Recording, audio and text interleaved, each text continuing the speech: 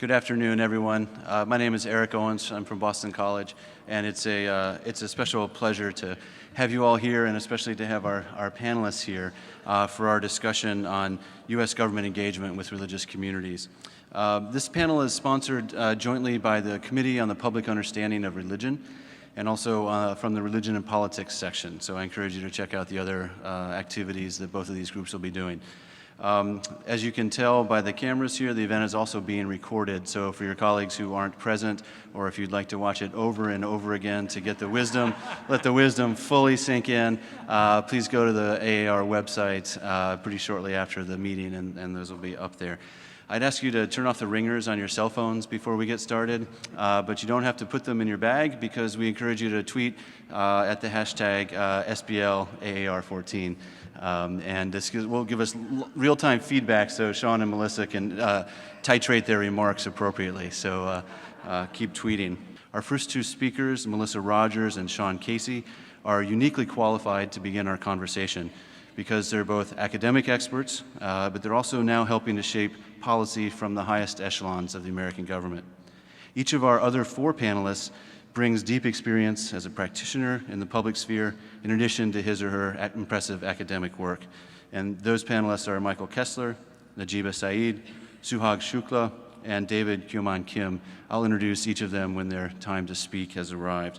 The way that this panel will run today is that Melissa and Shaun will begin with 15 minutes apiece to speak about these issues from the perspective of their positions in the White House and the State Department, respectively.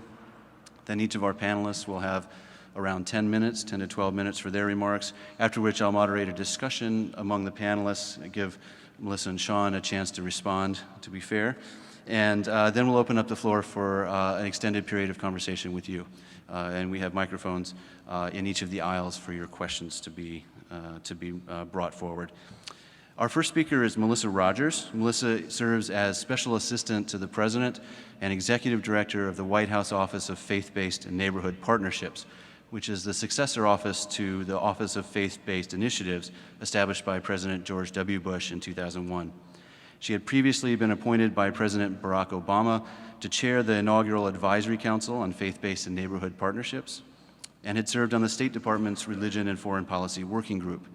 Before joining the White House senior staff in mid-2013, she served as director of the Center for Religion and Public Affairs at Wake Forest University Divinity School, and as a non-resident senior fellow in the Governance Studies program at the Brookings Institution. And during this time, Melissa was also a steering committee member and active participant in the AAR's Religion and Politics section. So welcome home, Melissa. Before that, she was executive director, as many of you know, of the Pew Forum on Religion and Public Life, where we first worked together. And before that, the general counsel of the Baptist Joint Committee for Religious Liberty. She has a law degree from the University of Pennsylvania Law School and is a graduate of Baylor University as well. It's such a pleasure to welcome you back to the AAR, Melissa.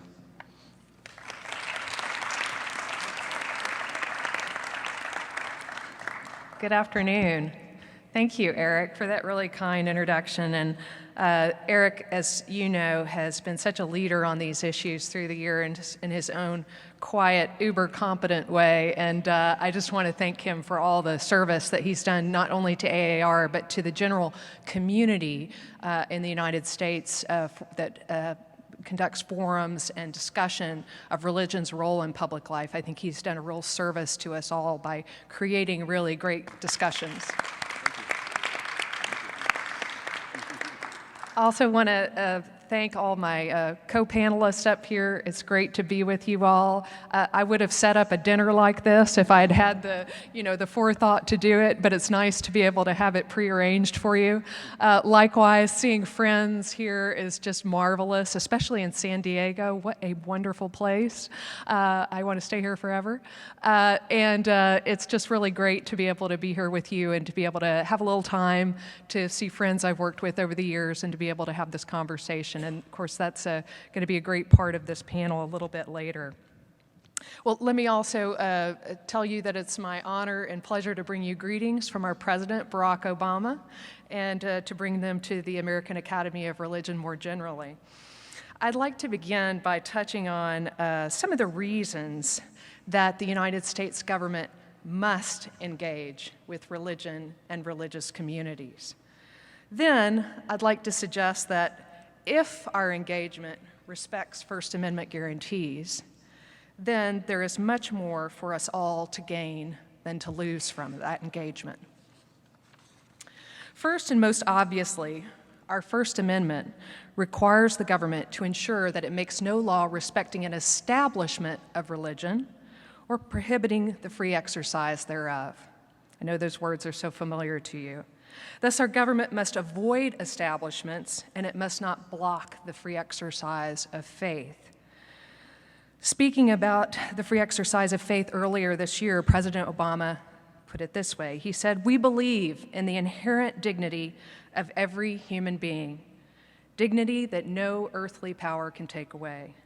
And central to that dignity is freedom of religion, the right of every person to practice their faith how they choose, to change their faith if they choose, or to practice no faith at all, and to do this free from persecution and fear." Now, this audience knows very well that we have some rather complex debates about what those lofty principles mean today, and I'm sure we'll get into that a little bit later. But it's important, I think, that we say that there's a lot of agreement around those lofty principles through the years, continuing up to the present day. The Establishment Clause, as you know, is often thought of as a source of protection for those who are not religious. And by barring the government from promoting faith, it does provide such protection, and properly so. But the Establishment Clause, make no mistake, is also essential for faiths to thrive. No government-established faith is free. It is a creature of the state. State-sanctioned religion not only hampers the faith that is not favored, it actually undermines the faith that the government promotes. Indeed, the fact that faiths are not government-endorsed in the United States helps to ensure their independence and integrity, and thus their ability to be powerful voices on not only private issues, but public issues. And we have only to look around in a day's newspaper to see that. This week with the discussion about immigration and seeing people of faith commenting on those issues from many different points of view and bringing a deep understanding and some real wisdom to these issues. So on the establishment side of the coin, the president understands that side of the coin as well. In fact, I remember listening to then Senator Barack Obama at a Sojourners Conference in 2006 when he said, and I quote, "The separation of church and state has played a critical role in preserving not only our democracy, but the robustness of our religious practice. Folks tend to forget that during our founding, it wasn't the atheists or the civil libertarians who were the most effective proponents of the First Amendment. It was persecuted minorities. It was Baptists like John Leland who didn't want establishment churches to impose their views. It was the forebears of the evangelicals who were the most adamant because they did not want state-sponsored religion hindering their ability to practice their faith as they understood it." And as a Baptist myself, I remember sitting in the audience and being impressed with a national office holder being able to name-check John Leland.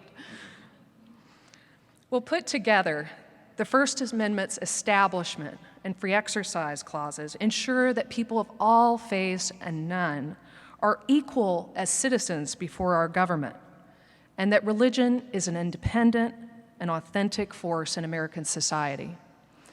We are indeed fortunate to have such a system of ordered liberty, and we only have it because we are vigilant about keeping it, whether we are in government officials or in civil society. Well, President Obama embraces, of course, the letter and the spirit of these constitutional commands. And one way in which he does so is he asks our office to monitor and analyze the potential impact of proposed domestic and foreign policies on religious institutions, communities, individuals, and ideas. We also flag policy proposals that may impair the ability of religious individuals and communities to express their faith, or alternatively tend to result in governmental establishments of religion. And we also propose policy options to address concerns in any of these areas where we find them. Well, this keeps us very busy, as you all can imagine. You know so well that religion runs through virtually every human endeavor. So it has the potential to be affected by almost any public policy, domestic or international. Just to name a few, changes to our child care policies may affect child care centers that are run by houses of worship. Changes to policies in our international development space may intersect with the humanitarian work that faith groups and the relief function that they do so well. It may affect their work. And as we all know from battles over the recent years, changes to policies in employer-based health insurance impact the kinds of insurance that religious institutions provide as employers. Changes to food and nutrition policy may affect religious beliefs, for example, when they're related to kosher or halal food. Changes to our educational policies may affect religiously affiliated schools, and immigration policy can affect, among other things, the flow of ministers to and from the United States. After all, many, if not most, congregations consider themselves to be worldwide institutions, not necessarily American institutions. So especially because of the American commitment to the letter and the spirit of the First Amendment, it's crucial that policymakers be mindful about the way in which policy and law impact religious activities, communities, institutions, and ideas. And that's an awareness that we try to raise through our work every day. It's essential for us to remember that the First Amendment and supporting laws create the boundaries within which the government must operate. Now, to be sure, as I've hinted a moment ago, Americans don't always agree about where these boundaries are. No, we have our disagreements and we have our debates, and that's part of our freedom too. And that makes our job challenging, to be frank, but I think it also makes our job very important. Now, one might argue that carrying out these tasks that are related to constitutional precepts is all well and good. But the government should do no other kind of engagement with religion and religious communities. In other words, mind the constitutional guarantees, some might say, but hold the line there. That, in my view, would be a mistake. Let me provide an example from my work. As you know, I direct the Office of Faith-Based and Neighborhood Partnerships. The mission of that office, let me be clear, is not to promote faith. That is the job of religious individuals and institutions themselves. The mission of our office, among other missions, is to serve people in need, and to do so by partnering with faith and community groups who are interested in partnering with us, whether they are faith-based or secular. In other words, our aim is to serve people who are struggling, and the way we do so is that we partner with faith and community groups. In 2008, President Obama described our office this way. He said, "The goal of the office will not be to favor one religious group over another or religious groups over secular groups. It will simply be to work on behalf of those organizations that want to work on behalf of our communities, and to do so without blurring the line that our founders wisely drew between church and state.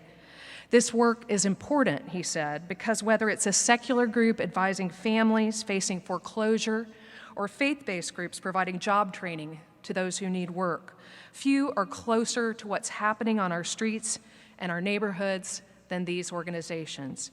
And I should say that I knew that to be true before I got to this office, and that belief has really deepened since I've been at the White House.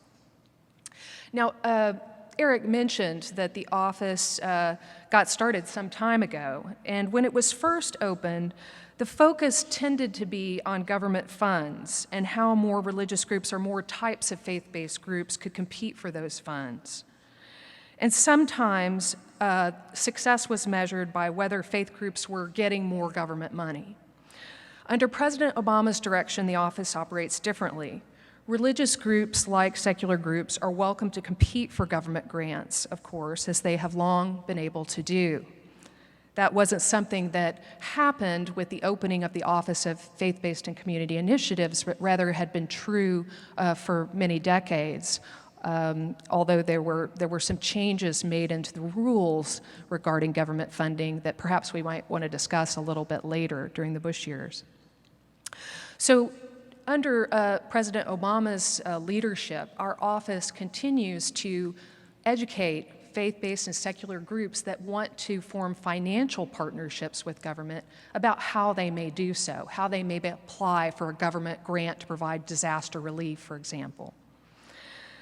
But I should be quick to say, however, that our office does not give out government grants.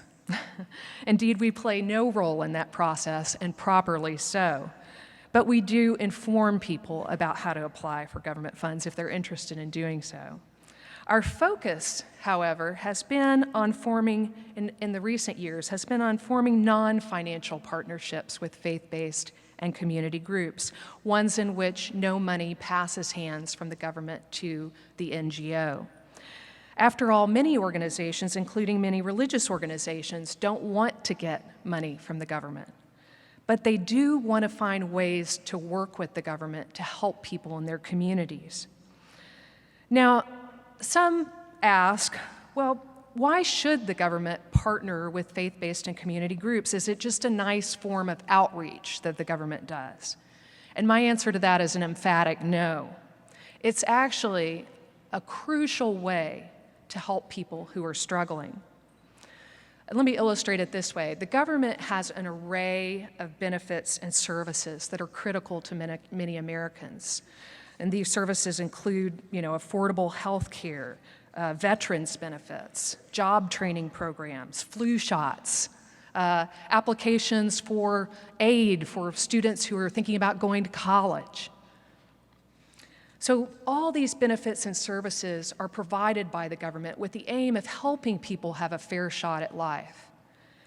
But there's a problem, and that problem is that many of the people who need those services, veterans benefits, job training programs, and the like, don't know about these services and benefits. So we have this benefits and services on one side and the people who need them on the other side, and there's not a match that's made. And that's where faith and community groups often play such a crucial role. Most Americans, again, aren't frequenting the websites of federal government institutions to find out about these services. So they are not necessarily going to be aware of them unless there's an intervention. And thankfully there is many times. Most of these people, most Americans, have ties to at least one faith or community group. And they often turn to those groups in particular when they're facing trouble and hardship. Thus, they are much more likely to hear about these benefits through a church or community group than they are to hear about it from the government directly. And because these faith and community groups make it their work to help people have a better shot at life, they often stay deeply engaged with people who are struggling. In other words, they don't just tell a promising young student that there's some free application for federal student aid, FAFSA form as we know it. They don't just tell the student about the form. They bring the student down to the church basement and they pull out the form or the computer and they sit beside the student and they help the student fill out the form and they help gather the information that is needed and they make sure the application gets sent. That makes the difference for many people between a life of great struggle and one of success. And that's where faith and community groups often play an absolutely instrumental role. President Obama's emphasis on the need to form non-financial partnerships has opened doors for us to work with much more varied group of organizations and leaders, and I believe to do a lot of good. At the same time, given the title of our panel, I would be remiss if I didn't mention and acknowledge the fact that there can be perils when faith and government meet. Government can co-opt the voices of the faithful, for example, causing religious communities to lose their prophetic voice and independence. And that's why in all of our work at the White House, we seek to show respect for religion as an independent force in society, one that we can invite into cooperation and conversation, but not command. And I try to be mindful of that line each and every day. Further, the fact that we engage with religious individuals and communities does not mean, and it should never appear, that the United States government values individuals who are religious more than it values non-religious people, or that it prefers one faith over another. And we always have to be very careful to make sure that that is not true either in fact or appearance. We try to do so through our office by working daily with leaders of many different faiths and none, and to make sure that we focus on that kind of outreach so that those who might not necessarily think that they could have a conversation with us, we do an affirmative reach out to them to make sure they know that they have a place at the table.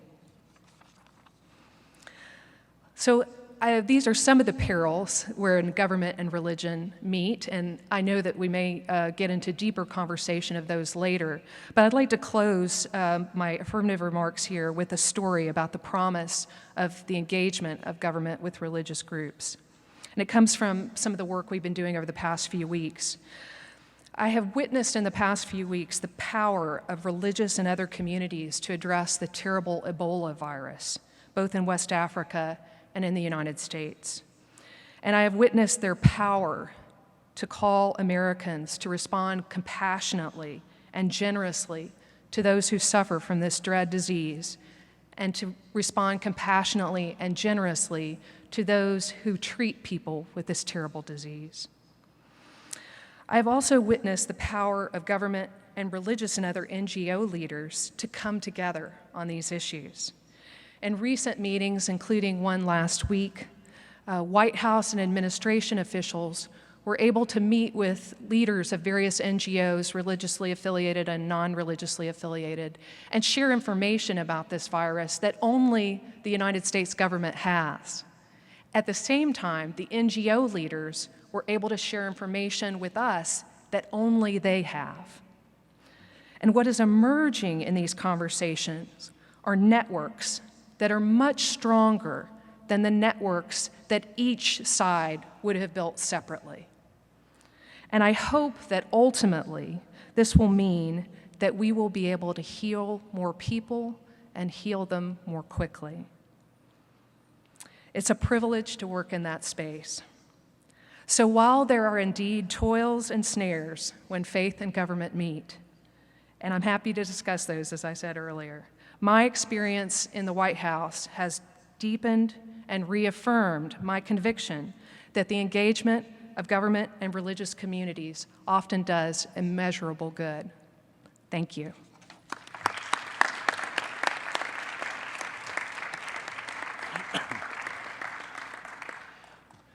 Thank you so much, Melissa. That's a terrific way to start our conversation. Your remarks about the shifting focus of your office from funding mechanisms to non-funding partnerships reminds me of an old New Yorker cartoon from the early 2000s where a Protestant minister is in front of the altar and he says, "Dear Lord, please help us to get some of that good government scratch." And so I guess the mission has changed a little, and we'll be talking about that throughout the rest of the panel. Our next speaker is Shaun. He's a special representative to the Secretary of State for Faith-Based and Community Initiatives. He is currently on leave of absence from Wesley Theological Seminary in Washington, D.C., where he is Professor of Christian Ethics and Director of the National Capital Semester for Seminarians. And in these contexts, he's very familiar to us here at the American Academy of Religion. His research interests include ethics and international affairs, the public implications of religious belief, and the intersections of religion and politics. He's written on the ethics of war and the role of religion in presidential politics, and he's well known for his book on the Kennedy and Nixon election in 1960. These days, in all of his free time, he is editing with Michael Kessler, his speaker to the right, an Oxford Handbook on Political Theology, and I imagine slowly plugging away on a book tentatively entitled Niebuhr's Children about religion and international politics.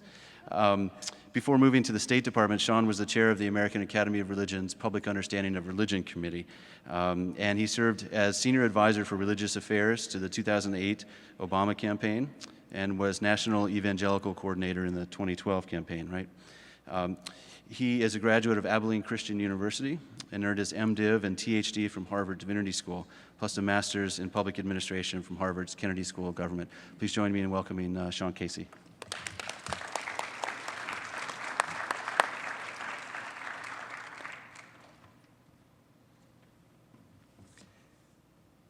Thank you very much, Erik. Your reference to the New Yorker cartoon presents an opportunity to me I must take. One of my former professors at Harvard Divinity School, Francis Fiorenza, is in the back. And Francis corrected me. I believe you had a cartoon on your door of someone talking to the minister after the service. And they said, Reverend, that must have been quite a profound sermon you preached. There was a man in the second row crying. And Francis is nodding. So he's, and the minister said, actually, that was my homiletics professor. So if you see a man in the back crying, okay, it's one of my former doctoral professors. So I apologize in advance, Francis, if you're crying back there by the time I'm done. But I'd like to express my thanks to Erik, to the Religion and Politics section, and to the Committee on the Public Understanding of Religion. I just have to say, I've been playing in those sandboxes for over a decade, and I think the state of play now on that committee and in that section is really unparalleled. And I think, I'm not trying to butter up Michael Kessler either. He's the chair. He's my co-editor. He's not speaking to me at the moment because of my laziness in turning in my homework. But I really do think the kinds of topics, the sections that have been convened in those two spaces have continued to grow. I remember convening a panel just like this, where we had 6 panelists. We were in a hall at least this size, and there were only 4 people in the audience. So we're doing a better job. And I just want to say thanks to Erik and to Michael, and it's a privilege to be essentially back home. I also bring greetings from Secretary Kerry. Many of you may know we were in long discussions about the possibility of Secretary Kerry coming here and talking about his commitment and the State Department's commitment and the administration's commitment to fighting global climate change and fitting with the theme. Unfortunately, he is currently in Vienna trying to conclude the Iranian negotiations and AAR Iranian negotiations. I lost that argument, so what can I say? But indeed, he sends his regrets. He was eager to make this speech.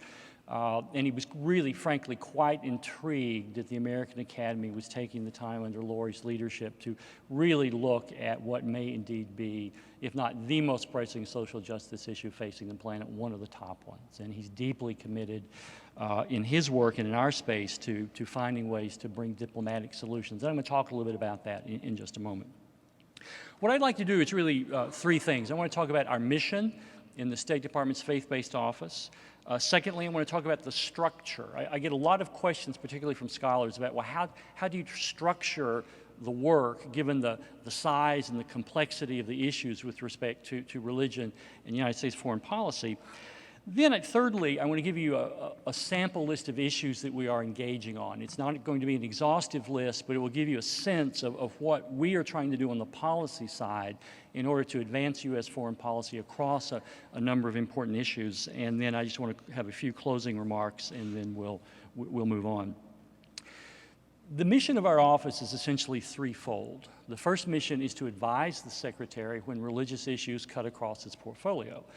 If you have even a nodding interest in a major U.S. news outlet with respect to foreign policy, you know that a majority of the issues that the Secretary engages on have a religious dynamic. Now, the complexity is that there's no grand theory of religion explains all of that, but religion is always expressed socially and politically and contextually. So it's somewhat presumptuous to think that a tiny office in a bureaucracy of 80,000 global employees is going to have all the answers with respect to religion. So let me just say to you, I don't carry that expertise in my head. Even if I build a huge staff, we will never possess that expertise. So we have to partner. And one of my tasks is to try to leverage the global expertise in religion, A, to make us smarter, and B, to keep us from doing harm. So we are partnering both in the building and outside the building to help the secretary to be more sophisticated in his understanding of religion as he tries to solve the problems on his growing to-do list. Secondly, the mission of our office is to build capacity for religious engagement within the State Department. There's good news here and there's bad news. The good news is the State Department has been engaging with religious actors and religious communities for generations. If you think about, we have an International Religious Freedom Office that started in 1998. We have a Bureau of Population, Refugees, and Migration, which helps resettle now up to 70,000 people a year, which is frankly the legislative limit. I think we've hit that limit now 2 years in a row. And we have a bureau that manages that in terms of domestic resettlement of refugees, but also it's the agency in charge in, say, Syria, Turkey, Jordan, and Lebanon in dealing with internally displaced people, but also refugees from what may well be the largest refugee crisis in recent memory. We have a special envoy to deal with Holocaust issues. We have a special envoy who monitors and combats anti-Semitism. We have a special representative to Muslim communities, and all of those offices or positions existed before my position was created. So the State Department, even through embassies, has done a large volume of engaging with religious actors. That's the good news. The bad news is, until very recently, we really didn't have a strategy to describe and give warrants for what that engagement was to look like. So we had an embassy that had a staff that was really quite sophisticated in religious engagement. But you go through 2 personnel cycles and that brain power may disperse somewhere else in the world, and they might get replaced with staffers who indeed had no particular interest or competency in religious engagement.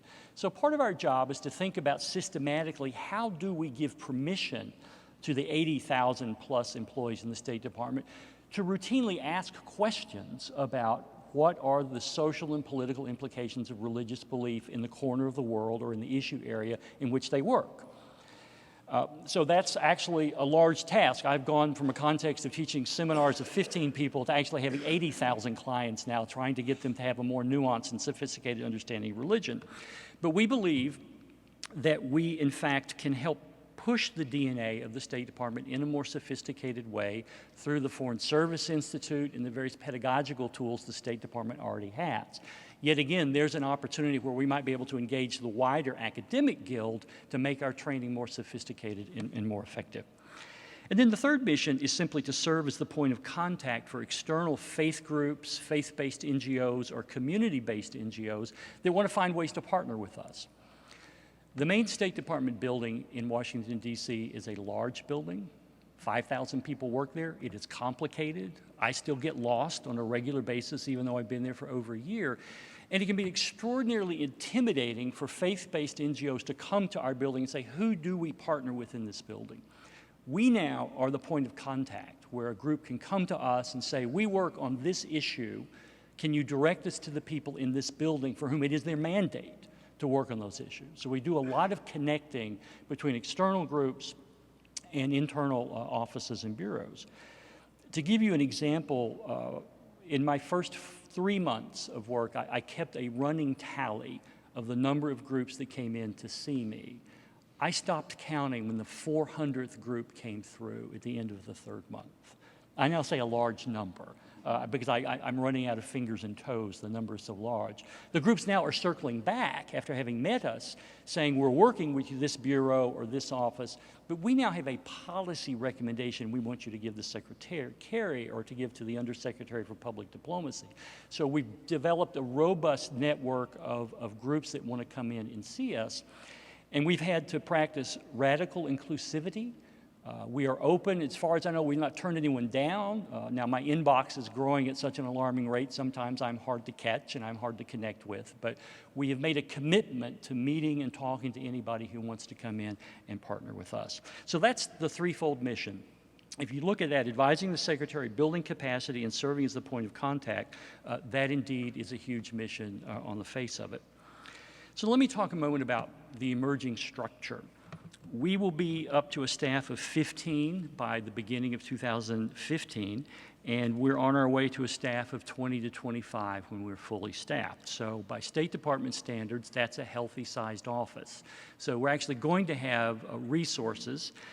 And so we've decided to structure a set of senior advisors to match the 6 regional bureaus of the State Department. If you look at what I call the muscle skeletal structure of the State Department is the historic 6 regional bureaus. And if you're going to be successful as a small office in the Secretary's Bureau, you have to build a relationship with that existing structure. So we're looking for senior advisors who have some expertise in religious studies, have some expertise in the varieties and complex texture of faith around the world, but also who know something about United States foreign policy. And that's a rare skill set to find, but so far we've been fairly successful in identifying experts at that level. I will also say for you to keep your eyes on the news. Early in 2015, we will be announcing a redeployment of some of the internal religious assets into our office. I'm not prepared to be able to delineate that now, but I think early next year you will be able to read the description of integrating some of the other religious offices into ours. And so I think we have a robust structure, we're building a brilliant staff, and I think we're going to be able to be engaged in a wide variety of specific issues. So now let me move to my third point, that is a sample of some of the policy issues that we're looking at. When I arrived in the summer of 2013, the White House had just promulgated a new national strategy for integrating religious leader and faith community engagement into United States foreign policy. So for the first time in the history of American foreign policy, we have a strategic doctrine that really gives warrants to all of us working in foreign policy at USAID, at the Defense Department, at the State Department, about how to think systematically and strategically about engaging religious actors. And there are 3 broad goals there. One is a focus on religion and humanitarian development and sustainable development. The second is to expand human rights by engaging with faith-based communities. And finally, it is to look for ways to partner with faith groups and communities in mitigating conflict and building peace. So those are sort of the 3 broad issue silos that we operate under. We are engaged, number 1, in the diplomatic response to ISIL. And I know that a lot of people, when they hear about the coalition, they think purely in military terms. I would commend to you a speech the Secretary gave last Monday, which you can find on his webpage at the State Department, which is a very robust and lengthy description of the diplomatic efforts in Syria and in Iraq, and that can describe what we are doing in a far more granular way than I'm prepared to do. But our office is looking for ways to engage faith actors on the ground in that very vexed space to see if there are ways that we can help promote religious toleration as part of the anti-ISIL strategy. Secondly, we are engaged in Israel-Palestine. We have made 2 trips to that region. We were there last February trying to increase support among the 3 faiths for the then ongoing negotiations. We are now obviously in a completely different political environment. The negotiations have stalled. So we went back recently looking to investigate the non-governmental interfaith peace-building civil society section in the region. And so we now have as a result of our trip, we have a much clearer picture of who those groups are, what kind of resources they might need to promote religious toleration in a very troubled space around the world. Thirdly, we're engaging on global climate change. One of the most interesting staff hires we have made is that I have a Jefferson Science Fellow. There are only 13 of them in the State Department. We have one in our office, and that is Professor Alice Bean, who is a professor of physics at Kansas University. And her sole mission this year is really to help us understand faith groups that are interested in combating global climate change, but also understanding the policy shop within the State Department, and then finally trying to connect these 2 radically different universes that historically have not been well known to one another. And we're finding a tremendous amount of interest within the policy shops in the federal government, but also within the faith groups in trying to find ways to communicate and partner. I had the good fortune to be in New York City before the Global Climate Change March. And the day before, Serene Jones, who is the next president of the AAR, and her staffer, Corinna Gore, two presidents, I'm sorry, I got ahead of myself, put on an amazing all-day interfaith seminar on religion and climate change. And it was a privilege for me to be there and to get a sense of the global faith groups that are interested in this space. And we made a lot of good connections and relationships there.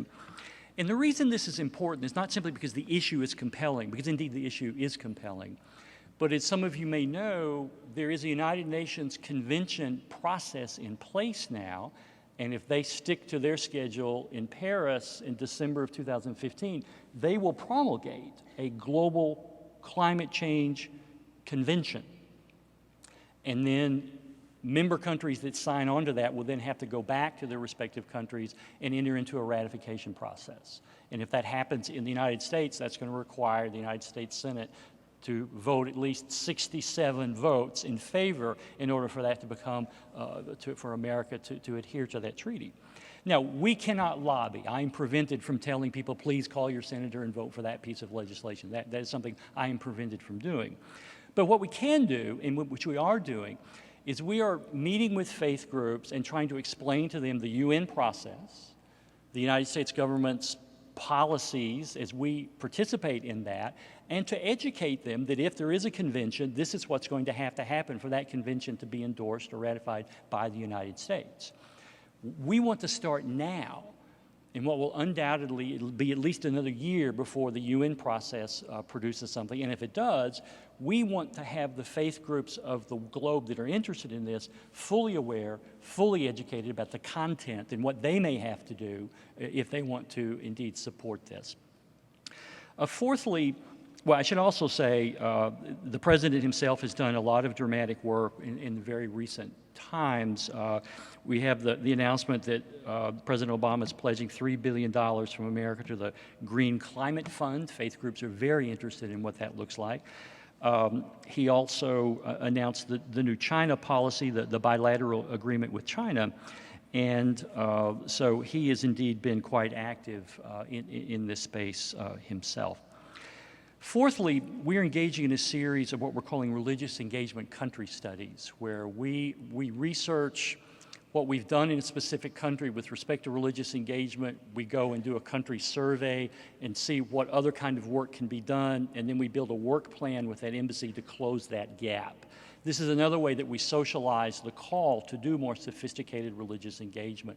And in that process, we have consulted with country specialist religion scholars to help us have a better, more sophisticated understanding of religious, political, and social dynamics in those countries. And then lastly, number 5, we are looking at doing training, both designing courses within the Foreign Service Institute, but also providing training at the embassies that we engage with in these religious engagement country studies. So let me offer 2 conclusions, and I know I'm over time.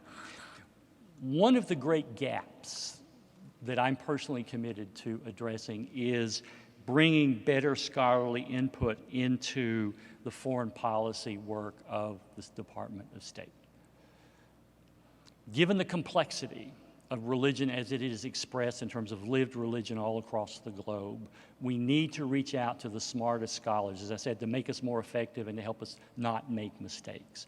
So we're actively looking for ways that we might be able to formalize relationships between the scholarly guild and the work of the State Department on religion.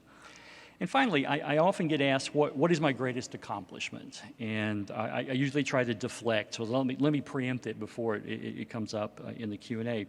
I think that the greatest thing we've done, or that I've accomplished, is beginning to build a brilliant staff. When I walked into the building, I had no idea who I was going to be able to hire, how many people I was going to be able to hire. Certainly, I didn't know how difficult it was going to be to hire. But I have to say, I am deeply touched by the quality of people we've been able to bring in. My Chief of Staff, Leora Danan, is here. She makes me look better than I am every day. She's my brilliant Chief of Staff. She's hiding back there in the back, but if you have a chance, say hello to her. But I think she's an example of the high quality of person we're able to bring in. So I remain quite hopeful and quite optimistic that as we get fully staffed up, we're at least going to be able to make some significant, perhaps better than marginal contributions to the foreign policy success of this administration. Thank you very much.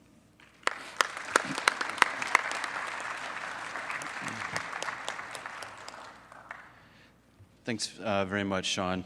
Now we're going to turn to our academic respondents to liven things up, add a little frisson to the panel, I hope.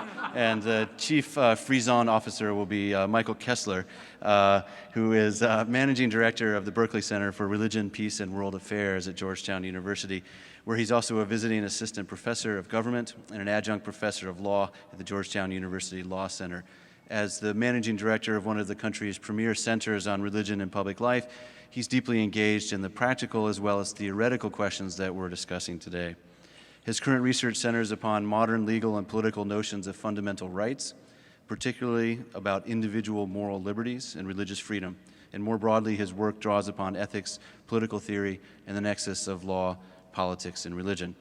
He's the editor of, I think, 3 books, including the aforementioned Oxford Handbook of Political Theology underway. Here at the American Academy of Religion, he's the chair of the Committee on the Public Understanding of Religion. He's a graduate of Valparaiso University and earned his PhD in Religion and Moral and Political Theory from the University of Chicago and a JD from Georgetown University Law Center. Please welcome Michael Kessler.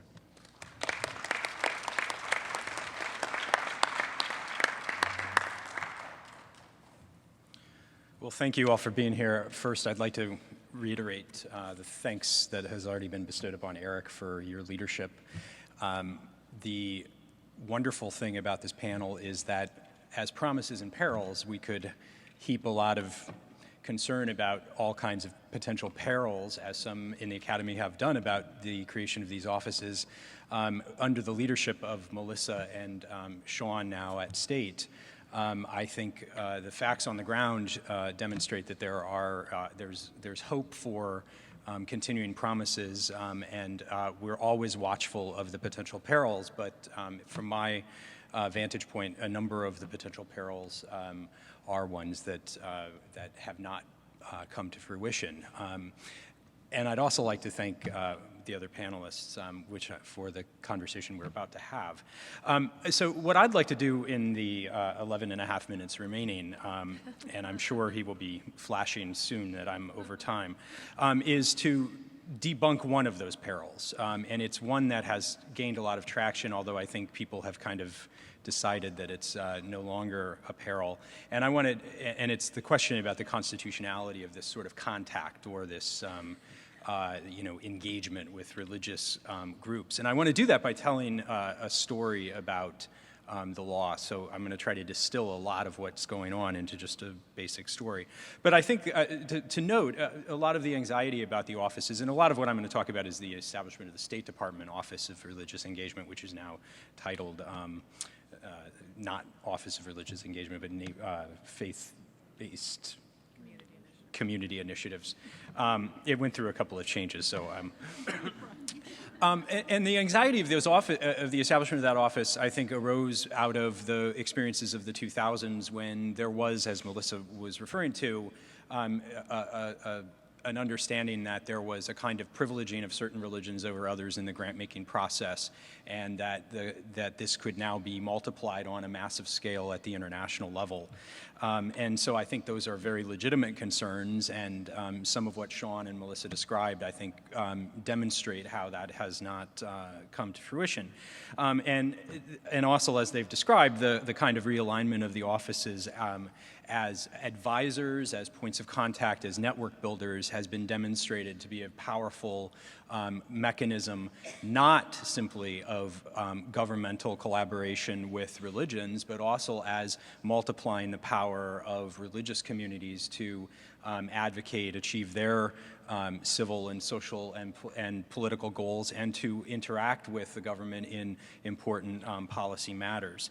So let me tell this story real quick about this constitution constitutional concern. In short, I don't think the Establishment Clause is a bar towards the kinds of religious engagement that the administration has configured in these offices.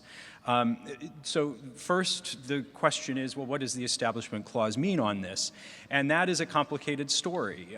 In point of fact, there is nothing in the historical record about that the drafters and the adopters of the First Amendment had any understanding that the Establishment Clause, that the government would even be trying to work with foreign religious organizations or to collaborate with religious networks. So there's no smoking gun letter where Madison expresses concern about this. Plenty of people have looked. But there is insight to be gained. Following Locke, Madison's concern primarily was that the ecclesiastical establishments under the civil power would, quote, corrupt the purity and efficacy of religion. So one deep insight in the constitutional history is that the Establishment Clause is there as a bar towards government encroachment. If you read the Memorial and Remonstrance, you see this profoundly. And if you read Elijah Williams and John Leland, you see this as a profound concern. Over the 200 years that followed, there were essentially two models of understanding the Establishment Clause. One we could call the structural model, and the structural model essentially says that what the Establishment Clause is a bar against or a constraint on government action regarding religion in all cases. So in a foreign context, it means that it follows the flag. If we set up a base in Mosul, it means that the government cannot engage in religion or establishment of any sort in Mosul. The other model could be called an individual rights model, which I would argue is more what the court has adopted in lots of cases, including Everson, which was one of the major 1940s Establishment Clause cases, which is that the Establishment Clause is constraining government action in order to protect individual rights of citizens, so that there has to be kind of citizen contact in some way, right? You can't, Melissa can't give or arrange for $200,000 to go to a church in order to promote religion in the United States, because that obviously is going to impact religious citizens. But in Iraq, in the process of rebuilding roads, it is a much more open question. Does the Establishment Clause bar the U.S. government from providing money to a mosque or a synagogue or a church in order to move it so that they can build a road? So largely in this story, the Establishment Clause has largely been treated as a structural constraint on government action in order to preserve and protect the rights of individual citizens. But even if one thinks then under that rubric that the kinds of religious engagement, and by that often involves money of some sort being spent in order to, even at the basic level, to send Shaun overseas and his staff to engage with a religious actor. There is a constitutional problem with you or anybody else coming and say, or even Congress, and saying, well, this is a deep problem and we think it's a constitutional violation. The current status of the law is that there's a notion called standing doctrine, which essentially means that you have to have an actual injury in order to challenge some government action. And in the classic account of standing doctrine, you have to have an injury. You can't say, well, I'm a taxpayer and I don't like the way the government's spending the money. The court ruled that out, although there was an Establishment Clause exception in the 1968 case, Flast v. Cohen, where the court sided with the complainant and said the Establishment Clause means the government can't spend tax money to promote religion. However, in two cases that followed, the court said that government action that the taxpayer can utilize as the basis for their complaint and claim an injury has to be the result of a direct congressional dispensing of funds under Article 1, Section 8, and the Tax and Spend Clause. And that was further limited in the 2007 case, Hein v. Freedom from Religion Foundation, which was actually about the office that Melissa now runs under the prior administration. And it was a Justice Alito opinion. And Justice Alito's argument said that it, in fact, was further limited in the way that congressional action has to be there as a link to the constitutional violation. So in other words, if Congress simply says, we're going to give State Department $100 million for this office, and it's up to the Secretary of State to determine how best to enhance foreign policy and achieve those objectives using that $100 million pot of money, and Shaun or the Secretary of State decides this is money that could be best spent by doing engagement with religious actors in this way, there is no recourse for taxpayers to say this is a constitutional violation, because within that context, it is an executive discretionary act, not a congressionally mandated act. So the court has largely limited this. Finally, add to this story the fact that in the context of foreign affairs, the court is even more leery about getting involved, and essentially says, under Baker v. Carr and a couple of other cases, but confirmed throughout the 2000 cases about the detentions and other issues, and the court has essentially said that the question about whether or not the executive or Congress is acting in their constitutionally or statutorily created or authorized capacity, that is a question that the court can cognize and adjudicate. But how they go about achieving that is a question that we cannot approach. So whether or not the president has the authorization to use military force is a question that the court could adjudicate. But whether or not that hill that that the president sends troops to challenge is a question the court cannot adjudicate. And therefore, if you have a complaint, you can't pursue it. The one case, and this is almost the end of the story, and then I have two things to say to end. There was one case in 1991 that the Second Circuit adjudicated about a foreign affairs disbursement of money, and it was under the American Schools and Hospitals Abroad Act. And it was essentially 20-some schools that were being supported in Israel and Korea, in Egypt and in other places that were religious schools, because the Secretary of State and the USAID agency had determined that those schools were the most appropriate partners in those regions because they were trusted, because they were already on the ground. It was the most efficient way to achieve those ends and would yield the best results. Somebody filed suit and said that, well, this is a violation of the Constitution because we're giving money to religious organizations abroad. And the court actually simply applied the Lemon test, which is a domestic test, and said, yes, there's excessive entanglement. Yes, the primary purpose is to support religion, and therefore it's a violation. It's notable that under the Hein case, Lamont v. Woods would have never gotten to the merits at this point, because the person who filed the suit would be told that they were without standing.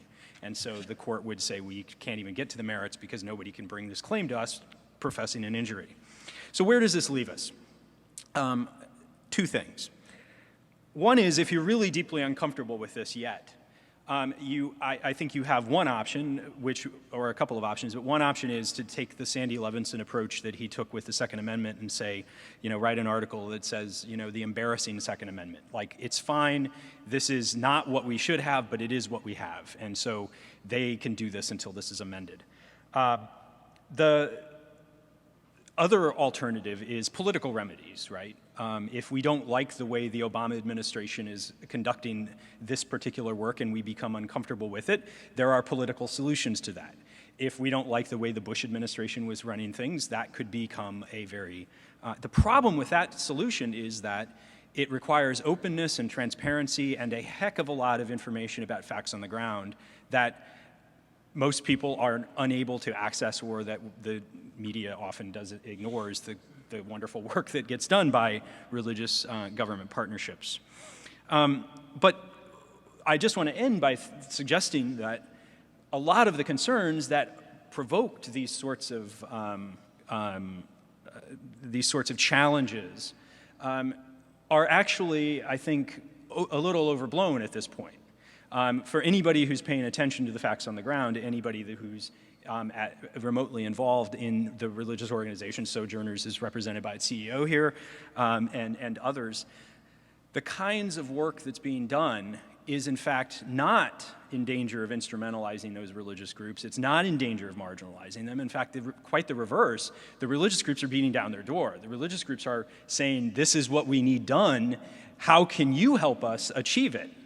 And if that's the case, I think the academic theory needs to catch up with where the civil groups and the religious institutions are to recognize that, in fact, they're powerful allies and also resistors, as I'm sure Melissa and Shaun can tell you, and they're often able to take care of and protect their own interests, or really rally and create networks in the kind of Madisonian, Federalist Papers sort of Federalist 10 way of creating factions that really can exert an immense amount of pressure on the government. That's not so I will just say, I don't think that is that they're completely off the hook, but I do think that the vibrancy of the civil society sector right now, especially with religious organizations, and having an open door to be able to come and express and lobby and network and try to get their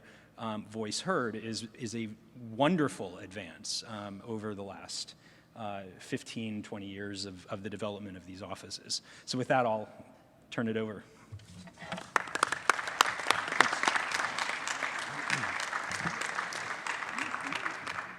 Thank you very much, Michael. Let the frisson begin. I appreciate that. A challenge from the podium to us as scholars, and there will be more. Our next speaker is Najeeba Saeed. She's assistant professor of interreligious education at the Claremont School of Theology and director of its Center for Global Peacebuilding. She's a prolific practitioner, educator, and an award-winning actor in the realm of conflict resolution among communities of ethnic and religious diversity.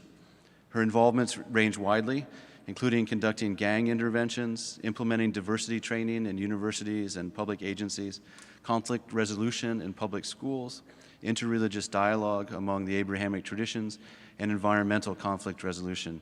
Her track record as a peacemaker has made her sought out as an advisor for state and federal initiatives, including some at both the State Department and the White House, as well as international conflicts in Central and South Asia, the Middle East, and Latin America. Her research articles have focused on mediation between law enforcement and communities, intersection of law with religious minority communities, and interfaith just peacemaking. She, too, is an active participant here at the American Academy of Religion as the current co-chair of the Religion and Politics section that's sponsoring this meeting, and also she's on the steering committee of the Religion's Social Conflict and Peace Group. Her undergraduate degree is from Guilford College and her JD from Indiana University School of Law. Please welcome Najeeba Saeed.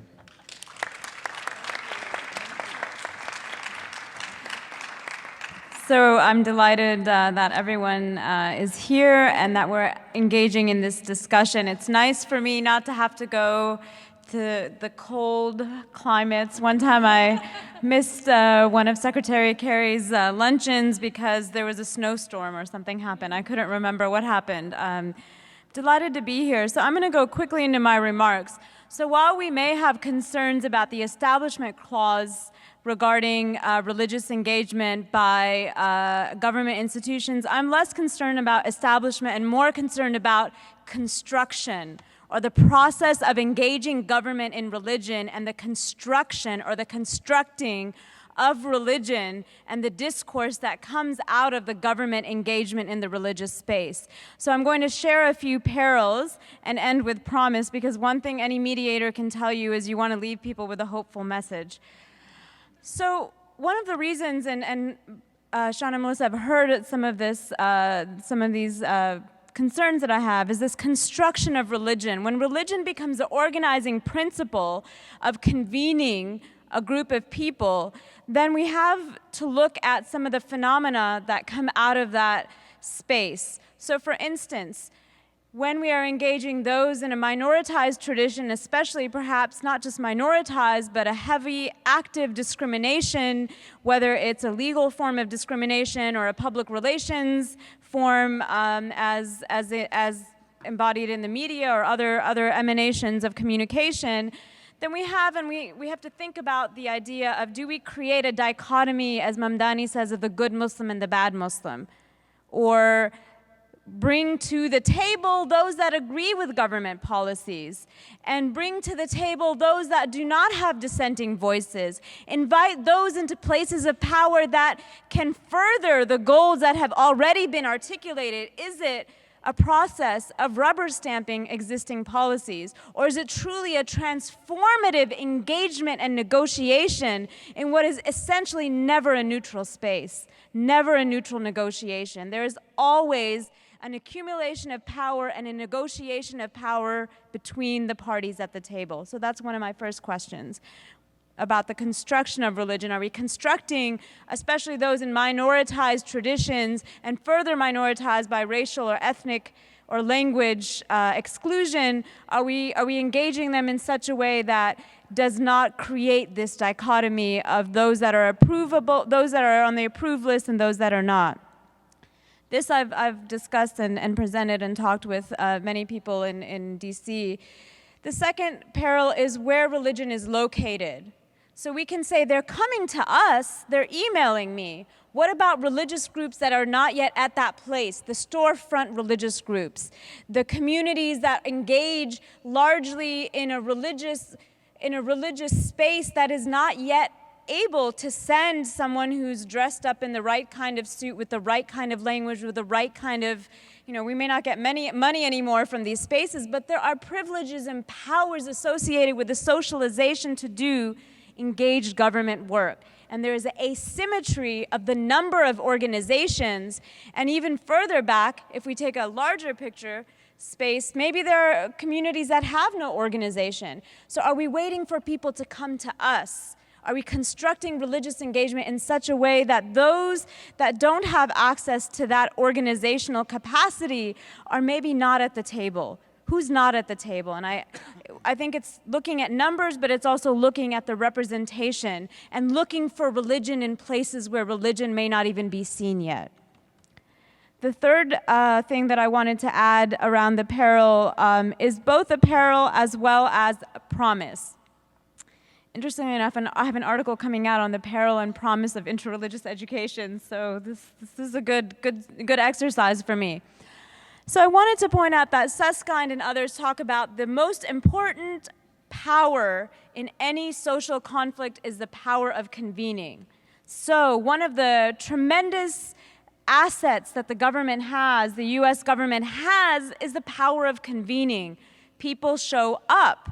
When Shaun Casey or Melissa Rogers say, come to Washington, we won't pay your ticket, we may not feed you, but we come, right?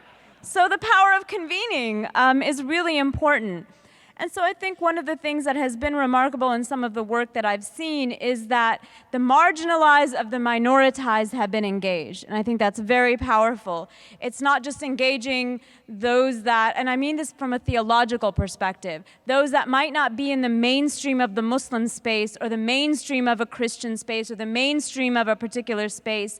This can be a space to allow for the building of social and political capital for communities that are marginalized and often in communities that are already minoritized. So those that have a dissenting religious identity and may in other spaces in the world be left off the table, this is a place where that convening power can be used actually for a social good. Because the sacral elements of the state, the convening power also becomes a form of ritual. We anoint, this is really getting, the religious language is going a little far, but the capacity to engage those that may not be in their own space included can be very powerful. I think it's also a very difficult space because it also means that those that are brought to the table that might be excluded in their own traditions may not be seen as legitimate representatives. So I think it's a balancing act, this space of being able to bring the marginalized of the minoritized. The other thing that I wanted to point out is that one of the challenges, but also the promises, is the capacity for interreligious peacemaking, bringing together those that might not come to a public gathering. This is a powerful convening capacity to be able to engage parties that may not be ready to publicly have a dialogue. So in some ways that your capacity to be able to bring those parties together is a promise of these offices. So it may not just be the office engaging with one religious tradition, another religious tradition, but how you choose to co-organize, co-convene, co-create, democratize the process of design of your projects will actually allow for what we know to be a best practice in interreligious engagement. So being an agent of peacemaking, but not doing the peacemaking necessarily yourself, but creating the conditions for engagement across lines that may not exist naturally, organically, or otherwise. So I wanted to also point out that in my article on transnational diplomacy my article on international diplomacy in transnational cases of blasphemy, one of the disconnects that I found was the international engagement of religion and the domestic engagement of religion. So we have such a rich sort of even visual capacity to show that in the American space there is interfaith activity happening through government engagement. And what I found was that as these transnational cases of blasphemy were emerging, and there were arguments and discussions and even violence raising in the international context, the richness of the American-based or domestic-based faith engagement was not projected internationally. Those leaders were not utilized as a resource. So this bifurcation between the international and the domestic can serve domestic and international purposes, but ultimately we live now in a transnational reality, and especially religious leaders who come from many of these countries that are the homes of many of where these conflicts may have emanated from. It seems like a missed opportunity. It seems like something that is a richness of these offices as they develop. And I do remember visiting Shaun when I think he was just by himself in the office. So to hear that more resources are coming is very exciting. That's very exciting. So I wanted to kind of speak a little bit about connecting the interfaith spaces within the United States with some of the transnational conflict zones. I feel like that's a language that needs to be developed, because the language around interfaith action, interfaith activity, interreligious engagement is a very US-based focus lexicon. And how do we begin to mesh, engage, and also realize that there is a need for not just practice, but also connection.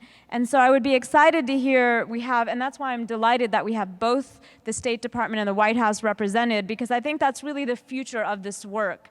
The future of this work is recognizing how violence and interreligious peacemaking can become a streamlined international partnership beyond just focusing on the US and the international community as if they don't coexist and have the capacity to influence one another. And that's it.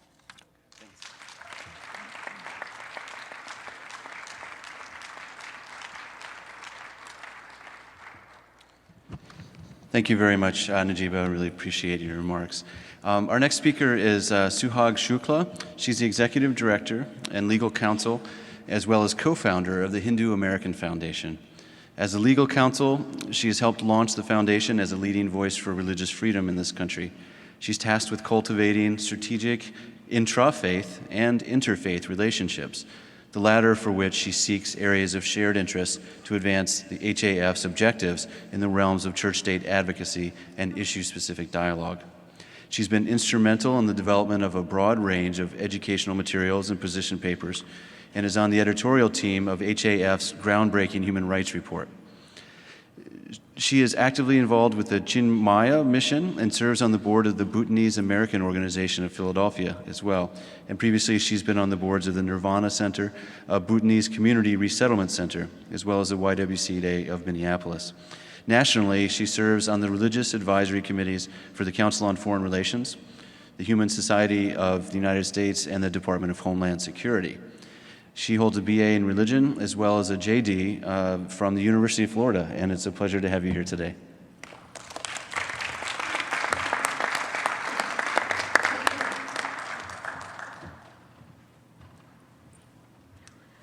Thank you, Erik. Thank you to the American Academy of Religions and the Religion and Politics section. It's great to have Melissa and Shaun here. They say don't bite the hand that feeds you, so please forgive me for any criticism. It's only for the betterment, I think, of an inevitable engagement. Promise and peril, I think they reflect two ends of a spectrum. And in many ways, the two hats that I wear, one as a lawyer and looking to the Establishment Clause and the comfort that I have in knowing that government and religion through jurisprudence is supposed to engage with one another at arm's length, gives me comfort. And on the other hand, I'm an advocate for a minority faith community in the United States. And a quote from Mahatma Gandhi, I think, summarizes where the intersection of religion and politics are inevitable. And in that, he said that I claim that human mind or human society is not divided into watertight compartments called social, political, and religious. All act and react upon one another. So in that sense, the intersection and the engagement between state and religion is inevitable. But for that very reason, I think we have to be mindful, and our Constitution and a lot of practical realities give us guidance in how we should do that. I'd like to talk about three things generally. First, just issues both broad and specific to the Hindu American community. Second, I'd like to give some specific examples, both in our domestic engagement with the government as well as our engagement with the State Department and other governmental bodies in terms of our portfolio in foreign policy. And lastly, I'd like to also end on a hopeful note with possible solutions to some of the things that I see as perils. So in terms of the broader issues, I'm not going to go in too much depth because many of the panelists before me have talked about establishment issues and how some of those issues have been resolved.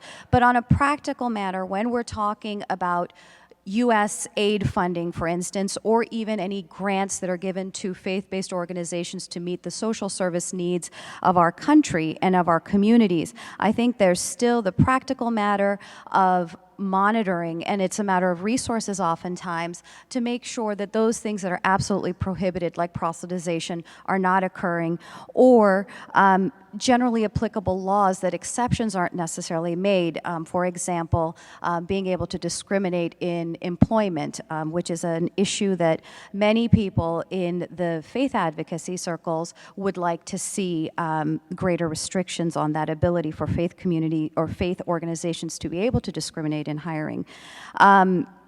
There's also an issue that has been resolved, but it's still problematic for me personally, and that is the fungibility of funds. That if the government is providing faith-based organizations funds to provide social services or humanitarian aid, it's going to naturally free up other funds that would then allow that organization to engage in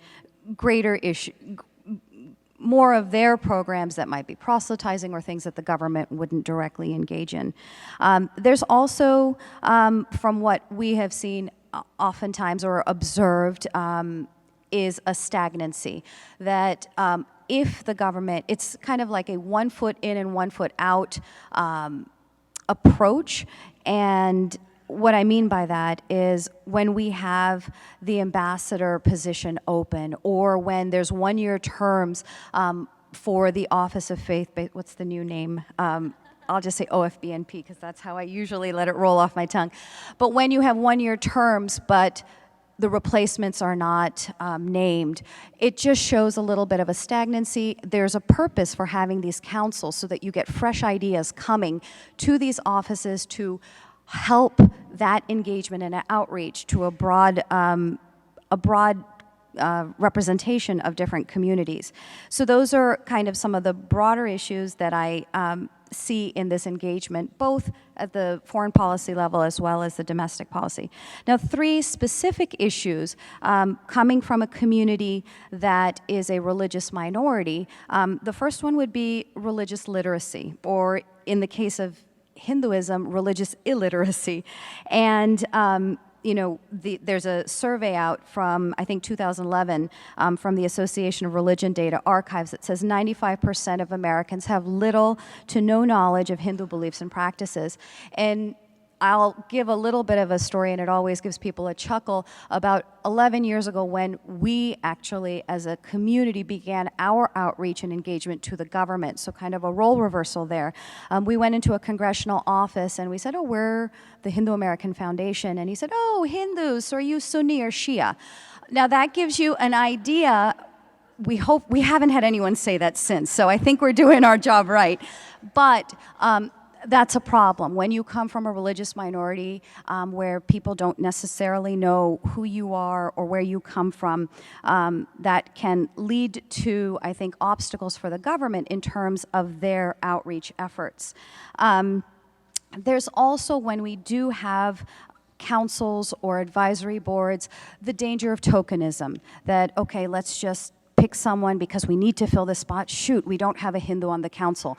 So there's that danger of just picking someone who may not necessarily be recognized by the community or may not necessarily represent all the needs of the community. And this danger of tokenism, I think, oftentimes we look at our advisory councils and we say, okay, well, Hindus only constitute 2.5 or 3 million Americans, so one should be enough. But suppose we're looking at the U.S. Commission on International Religious Freedom. Well, there's a body that's supposed to monitor international religious freedom. Well, you're looking at the third or fourth largest population, so is one going to be enough? Is that body, if there's, say, 6 Christians, one person who's Jewish, one Muslim, and one Hindu, is that going to be reflective of giving the United States the opportunity to have a robust and informed foreign policy towards religious freedom? So, and then another issue is also majoritarian privilege and access, that oftentimes when you have grants that are available, it presumes, and I think Najeeba talked a little bit about this, a certain infrastructure that a community is going to have. For newer communities that may not have been in the United States 200 years ago, where it was common practice for a township to, say, give acres of land away to a church so that would bring people to that township, these are communities that are in many ways starting from scratch, so don't have the infrastructure of larger organizations and more established traditions in order to become eligible for grants and to provide social services, or at the international scale to provide humanitarian aid. So I'll go into just quickly some specific examples. I talked a little bit about the U.S. Commission on International Religious Freedom. Since 1998, it has had one Hindu commissioner. Currently, there's no Hindu representation.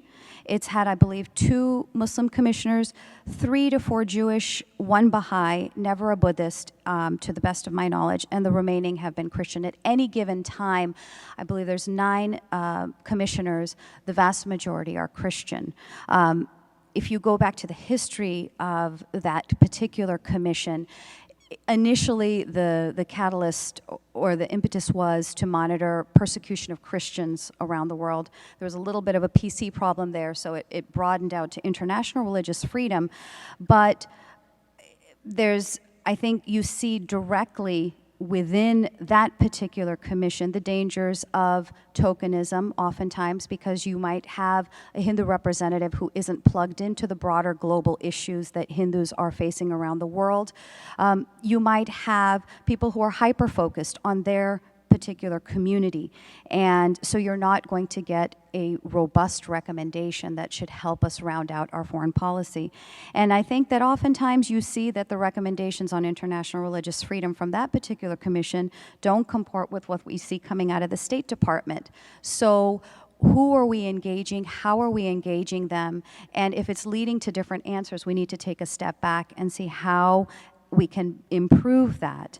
Now, not all things are negative necessarily, but there's also the question of access. It took us probably, with our human rights portfolio, about five years probably of constantly going and saying, hey, we need to talk to you about what minority Hindus are facing in these countries, to finally get someone to listen. Sometimes those issues just didn't take precedence, but once we had their ear, once we were able to establish a relationship of trust, those things got better, and we do have people in that particular commission who are listening.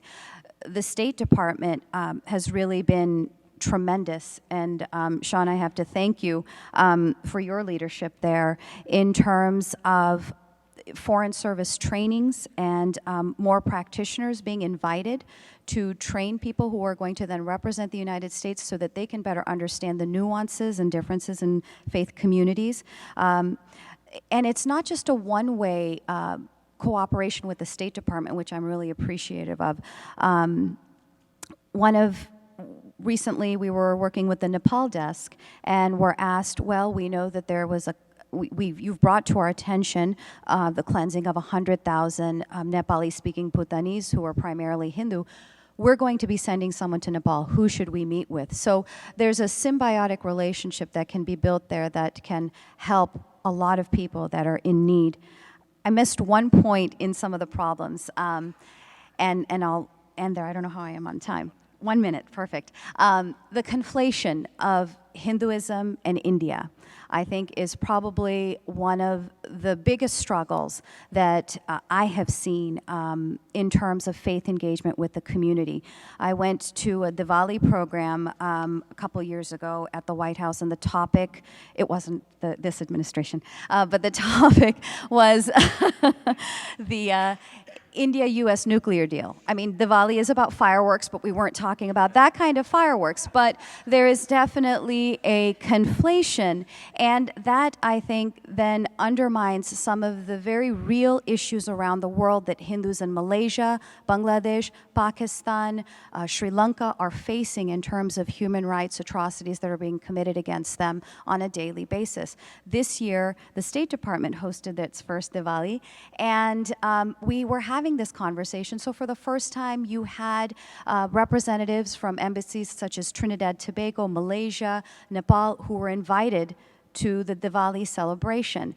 Now, that may not seem like a big deal, but when there has to be a difficult conversation with any one of these governments, if you also have had the opportunity to meet on a more positive note, then those difficult conversations can be a little bit easier. So I'll end with that, and thank you very much.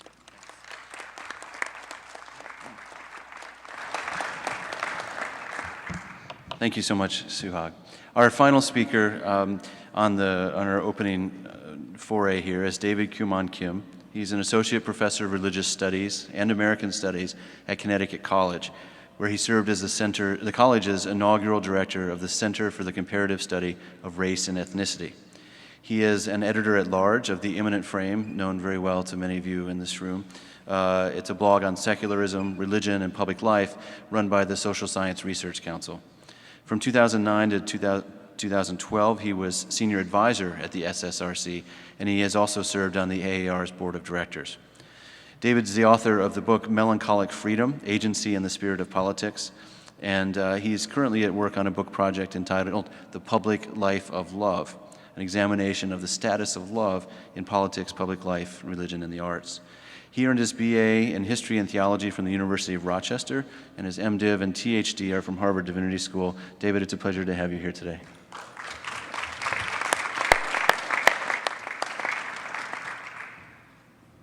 Good afternoon, everybody.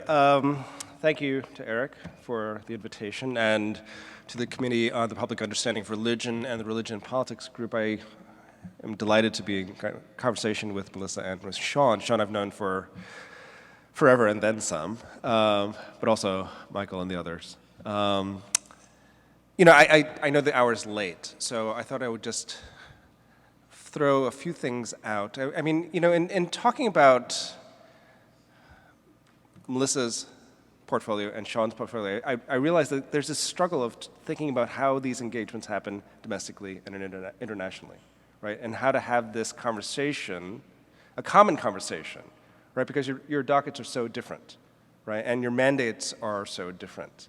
But I actually want to pick up on a note that Najeeba had made about the construction of religion. And I think I don't want to focus so much about the construction of religion, but the ways in which the faith-based and neighbor, I can never get the titles right? Whatever it is that they do, right? Whatever it is that they do, The ways in which the programs, despite the goodwill and smart thinking of engagement, shapes the nature of religious action itself, right? I mean, because it seems to me that it's not just a question of who's invited to the table and who's recognized, but the ways in which the invitations flag a certain kind of legitimation, right? So we're going to count this type of service. We're going to count this type of engagement. We're going to count this type of community. And it's a difficult question, right? I mean, I think, it revolves around this kind of structure of influence that arises, right? Where, you say, oh, I'm meeting with a representative of the White House, or I'm meeting with a representative of the State Department, right? And, despite the fact that it may not involve grant making or it may not involve, other kinds of monies, again, that engagement with certain, I'll just say it, power players, right, will shape whether you criticize, the nature of your criticism, right? Melissa and Shaun don't feed me, so I can bite their hands, right? But it is one of these things where, I'll just give you a story. I was asked to advise and accompany a group of Asian American religious leaders they were attending a White House briefing in, I think it was May of this year. And even though there were all these issues that they wanted to bring up, the conversation leading up to it was largely around, it sounded like this: we're going to the White House. Hey, we're going to the White House, right? And it was this, it was this kind of free zone, right? I mean, it was this energy that, I have to say, witnessing it was obscuring critical thinking. I'm just being honest with you. It was obscuring critical thinking. And it's, because you walk into the White House or you walk into the State Department, and it's intimidating. It's intimidating. And this relates to me, this issue of the possibilities of dissent, right? So both Suhag and Najeeba brought up the question of minoritized religions and minoritized religious actors, right? And I was thinking, so like in the course of history or the examples in history, we think of like, well, who might be invited into this conversation? So we can imagine, despite LBJ's disgruntlement with Martin Luther King, it's like he'll bring him into the Oval Office in the White House. But in this, and if we can think of some contemporary analog to King, which would be hard to do, but you would think, well, would Malcolm X be invited? Right, and the heads are like, no, not so much, right? And so, but there is a question. Why wouldn't someone like Malcolm X be invited into this conversation? Meaning, someone who is fiercely critical of the state, fiercely critical of power, fiercely critical of American domestic and foreign policy. Will they be invited back? Right? And, I don't know the answer to that, right? I mean, I have been a bad dinner guest, and I have not been invited back to places. But, I think this also relates to an issue that Melissa brought up about the co-optation of religious advocacy. I mean, I think you put it powerfully. You said that, well, there is this worry about the co-optation of the prophetic message of faith-based organizations. And I worry about that too. If I were to identify a peril here, it would be the peril of the success of engaging government and religion. When Shaun and I were in graduate school together in the 90s, let's say the early to mid 90s, okay. And, yeah, right. And at that time, there was a lot of hand-wringing about, like, why can't religious actors be more influential in the government? Why can't religious actors be more influential in these conversations about policy and so on? And now you see the shift almost 180 degrees, where there's a massive amount of influence by religious actors. But I worry about the diffusing, D-E-F-U-S-C, right? The diffusing of the power of that advocacy, right? So this relates to what I brought up in the beginning. I'm going to be even shorter than that, right? The ways in which that engagement with the White House or the State Department can diffuse the power of dissenting voices, right? And again, I don't know ways around this, right? Because, any advocacy group, any religious actor says, well, I want to influence those in the highest seats of power. But how do we do that in a way where we don't give up the fire that brought us there in the first place, right? And how might we think about this? One of the ways that we think about this is in regard to who are we actually accountable to, right? You can be engaged in these conversations, with the White House and the State Department and otherwise, and it kind of can flip fairly quickly in the context of those conversations where you think oh, I'm feeling accountable to power, and forget about the folks that brought you there, right? Again, Malcolm X, right? It's hard to imagine. Honestly, it would be hard to imagine that you all would invite someone from the Nation of Islam. I don't know. That's a question for me.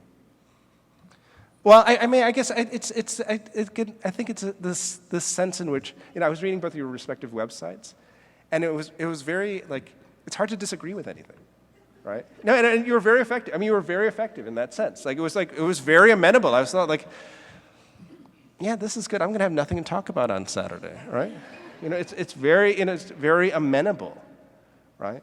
And so, I'm trying to think about the ways in which, when we're talking about religion and religious engagement, and religious actors, a lot of the difficult conversations are not amenable. They're open-ended. They're acrimonious. And so, I'm curious about, engaging acrimony. Truthfully, actually engaging acrimony. I don't mean the crank in the back that's talking about establishment, honestly. I'm really not. Right? But I'm just talking about the ways in which, the agitation that brings religious actors to engage, right? And how do you keep that on the table? All right. And maybe this is a plea on my part to think about the ways in which we can reimagine what religious actors and religious acting should look like.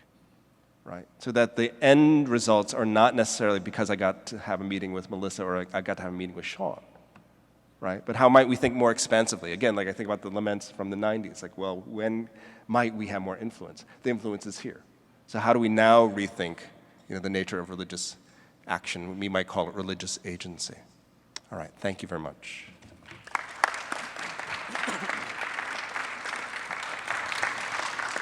All right, thank you so much, David, and also Suhag and Najeeba and Michael. I sense a rumbling on this end of the table, and a certain energy to have a few minutes to respond. And of course, we've brought them here to have the opportunity to connect with our speakers and also to respond. And so why don't Melissa and Shaun, why don't you take a few minutes with a few concise responses if necessary, or we can choose to turn it over to the floor if you want. But I'd like to give you both an opportunity at least to address a few of the issues that came up before we move on to other conversations with the floor. Melissa, would you like to start? Shaun, Shaun? I'll start. Okay. So those are all fabulous questions. Let me first say, you presented a series of theoretical threats, which are very real. I would say, number one, do hold us publicly accountable. Okay. So if the Nation tells you, I tried to see Shaun and he wouldn't let us in, use your voice to shine a light on the evidence. I have a fairly well-developed intellectual bicep for throwing rocks at an earlier administration on religious engagement. So I would be a purebred hypocrite to say, "Oh, please, no, we're not vulnerable to those criticisms." We have to be held accountable. People have to exercise deliberative democracy and point out if indeed the people we're seeing are only majoritarian religions. I will tell you, there are dozens of religious groups that have come to see me that I didn't even know existed. And I'm an alleged expert in this space, okay? I'll just give you one concrete example. The Yazidi American community has gone from absolute obscurity to frankly sophisticated engagement with this administration in an astonishingly short and effective manner. Okay, so there are, I can point to concrete religious minorities, but there is a problem. Obviously, some faith groups are far more adept at this. They've walked the halls of power in DC for generations.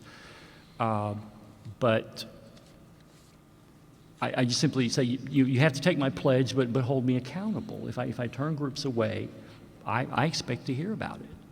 Okay. Now, I wish, so that's at the theoretical level. Let me push back a little bit in the sense that the power for the U.S. government to convene faith groups, I think that's overstated. I think you've essentialized something there that's not in fact true. The fact that the group you were with came to the United States, the executive office building, I spoke, Melissa spoke, I don't think that bestowed a lot of political power in largesse upon that group, okay? So the fact that somebody comes to see me, there may be, I know what you're saying, you in the White House for the first time, it's exciting, it's overwhelming. People have written long, long discourses about how people want to go into the Oval Office and you know, tell the president what's wrong, and then they go mute as soon as they cross the threshold. I understand that. But I don't think that because somebody comes and sees me and we have a good conversation, how was it phrased? That the power to convene is what, the most powerful?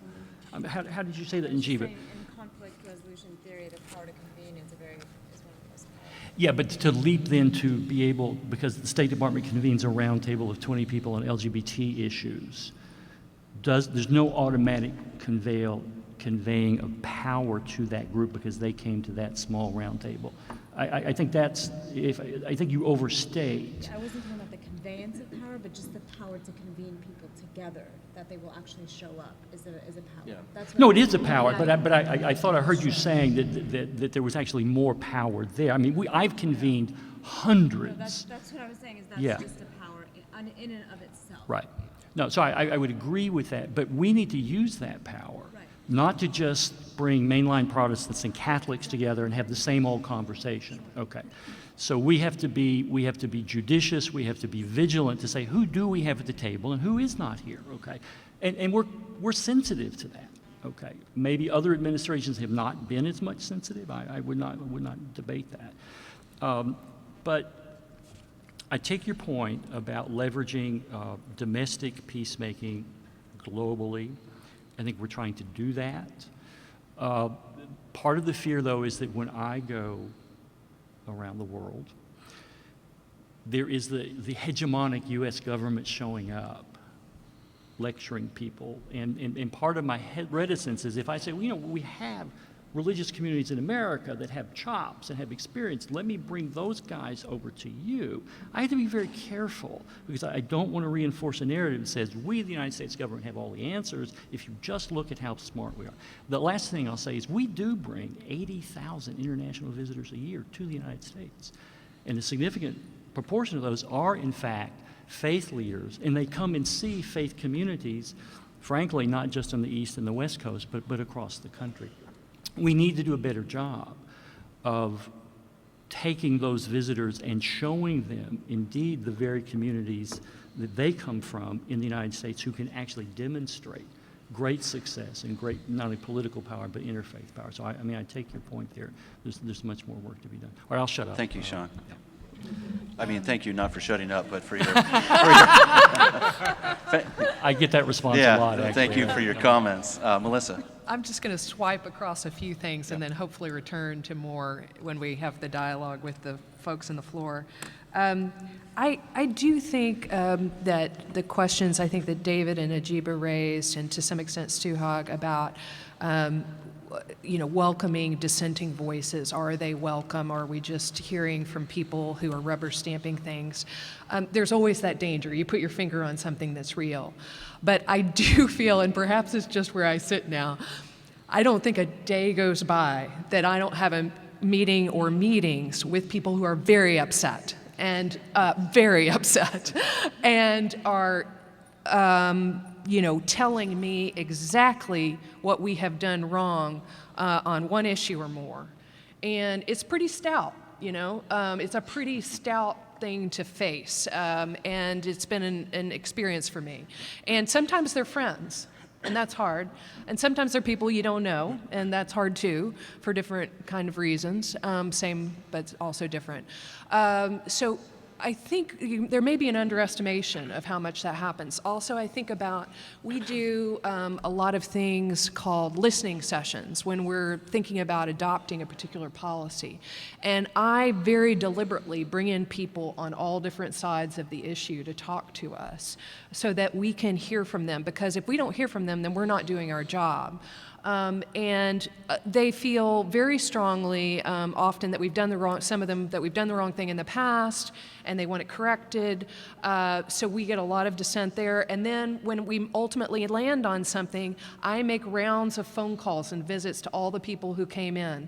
And the people who are unhappy, let you hear about it. So I just say it happens a lot. It's a problem that I think you identify as the correct problem to think about, but I think there may be an underestimation of how much, and I think it was a colleague the other day who was quoted as saying, to work in the White House, it may sound counterintuitive, is to live in a state of humility. And that may not sound true at all, but it feels true to me, because every day I have people telling me, why can't you get this done, or you screwed up here. And it's important that we listen, and we do, not perfectly, to be sure. Also, the idea, Najeeba, about reaching out, who's not at the table. I try really hard to do that, but I think that we also need help from you all, because one of the things that I experience in my job is the volume of things that come across our desk every day, and you end up, if you're not careful, just being responsive and not doing anything affirmative. And so the precious time that I have to spend doing affirmative things is something that I value a lot, but I feel like I can only conjure up, you do get in a bit of a bubble, who I should be reaching out to. If you all, trusted friends, came to me and said, I really think you ought to sit down with so-and-so, I would. And that would be valuable to me. Suhag raised a question. I'll just tick off a few other things. Some concerns about monitoring, for example, of government grant money, which is a very legitimate concern. I just wanted to mention one of the things I'm working on now is an interagency working group process that did look at some of the things that had been happening in the grant-making space and said we need some reforms. And we're working on that right now. We'll have some proposed rules coming out soon and some other policy changes that will be responsive to issues like that. The advisory councils and the things that you mentioned about representation, very hard struggle, very hard struggle. The diversity of religion and trying to have people on, for example, even a body that's fairly large, 25 people, it's good that I color my hair, because I have a lot of gray hair from just pulling out my hair, trying to think about how you have the right representation. It's not to say that your criticisms aren't good criticisms. They're ones that I think we need to hold close and look at. It's just the challenge of that is I didn't appreciate it adequately until I got in this spot. And then I think just finish saying that I think, David, you raised a good question about accountability, and I think it's, this is not my job right now, but I do think it's right for religious groups always to ask themselves, to whom am I accountable? And that's an important question. And Najeeba, I liked your suggestion that Shaun mentioned as well about our convening power. I have seen times at which we were able to convene people who would not otherwise have ever sat in the same room. And I've seen relationships form out of that, and that's been one of the more satisfying parts of the job.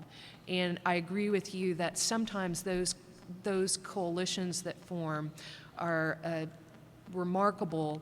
I don't see as yet in my work in foreign policy, Shaun would know more, I don't see as much of that happening, I agree with you, in the foreign international space. And I was just at an OSCE conference last week in Berlin, and we were talking about anti-Semitism, and I'll just finish with this story. One of the great things about the conference was that the Leadership Conference on Civil Rights brought a coalition of American leaders against anti-Semitism, and that coalition included Asian Americans, people of many different faiths, not just Jewish people, Baptist, mainline, Muslim, also included representatives of LGBT groups. It was an astonishing, testament to American coalition work that says anti-Semitism is not just a Jewish issue. It's an American issue, it's a religious issue, it's an LGBT issue, it's an issue for all of us to care about. And I was so proud of that coalition and what it said about the American experience. And I didn't see another countries doing that kind of thing. Perhaps I missed it, but I think that was very powerful and something that perhaps we can lift up as part of the American promise and encourage and dialogue with other countries and nations about how that work might happen more often there. Thank you, Melissa. I'd like to invite those of you with questions to come up to one of the microphones here in the aisles. I myself brought a page full of questions to strenuously interrogate each of our panelists, but our time, we've hit the point where we have 30 minutes now, and I want to turn all of that over to questions from the audience, or at least short speeches disguised as questions. So on that point, I'd like to ask you to introduce yourselves before you address the panel, and hopefully if you have a question that can be directed or answered by one of the 6 panelists here, please let us know that. Okay, Nicole. Hello, my name is Nicole Flores. I'm at St. Anselm College in Manchester, New Hampshire. And first of all, thank you to Erik for convening this conversation. I think it's been wonderful so far. And I have a question that I think actually applies to basically everyone on the panel. So my major area of study is religion and politics and Latino theology from within the Christian tradition. So I hear a lot of great insights here about who's being left out of the conversation. And I know that both the White House and the State Department are aware of shifting demographics that are really influencing the ways in which we think about religion in public life. So the first part of this question would be to Melissa and Shaun, if you can make explicit the ways in which your offices are responding to the challenges and promises as well, and opportunities that are arising due to this thoroughly religious population that is burgeoning within the United States in a lot of different ways, and how your offices are engaging that. I know that you are. It would just be great to have that lifted up and made explicit in this room. And perhaps to some of you who have critiqued the ways in which these offices have either not adequately engaged voices, or have maybe even elevated a Christian voice, if you can talk about the ways in which you foresee yourself, your organizations, partnering with groups who are marginalized within major religions. So as we know, within Christianity is not monolithic by any stretch of the imagination in terms of denomination or in terms of the ways in which cultural expressions are made of that. So it'd be great to hear some of your reflections on that. And thank you all for your wisdom. Thanks a lot. Melissa and Shaun? I'm not sure I'll do justice to it, but I think you were asking about our engagement with the Hispanic faith community, and certainly that engagement is very strong, I would say. There are a variety of representatives of the Hispanic faith community that we've been in deep dialogue with, not to the exclusion of other issues, to be sure, but about immigration issues in particular over my tenure in the office. And so that's one of those situations where I think we have been able to have some success in identifying a bunch of different, I can think in my head about 5 to 7, maybe even 10 leaders within the Hispanic faith community that we're in regular dialogue with, sort of rotating calls and meetings. And so I feel like that's been a pretty robust engagement, and it's one in which I'm very aware that there are differences among those leaders. You know, like if we get them all in the room, they definitely disagree and about some things. So that's been really, I always feel comforted by that, because then I know I've gotten some sense of what the community really is when we have people within the community disagreeing with one another about important issues. Shaun, no. Can one of the other panelists speak to this? I wanted to add something. Part of my discussion around wasn't just around invitation to meet, but around some of the public rituals that some of these offices and administration have begun to embark upon, whether it's the religious celebration of an iftar or the religious celebration of, or even being in a space where you publicly are in a space convened by the White House. I think it's, so I just wanted to point that out around the sacral element of the state, using political theology terms. That is a ritual of celebration, and a question of who does get to go to those and who doesn't, I think is a different question than who gets invited to have a meeting. So I just wanted to point that out. I think those are two different questions. The other thing that I think has been relatively problematic has been the lack of public non-Christian faces in the actual appointment. So I want to be very frank about that. I think that's something that I'm hoping, as these offices are staffed up, that there are other voices, and it's just partly for the cultural competency. As you mentioned, the cultural competency could be around ethnic emanations of religious traditions, or whether it's Christian or otherwise. So I just wanted to point that out. I think that's been a conversation that we can have. So David Saperstein is now up for a position, Jewish, he's a wonderful scholar as well, but I think that's a really big deal that we have a non-Christian voice. But I just wanted to point that out. So it's not just invitations, but it's the public face of engagement and ritual and appointments that also has to be discussed. Okay. Suhag, you want to get in? I'll just, briefly? in terms of inter-religious cooperation, two examples come to mind.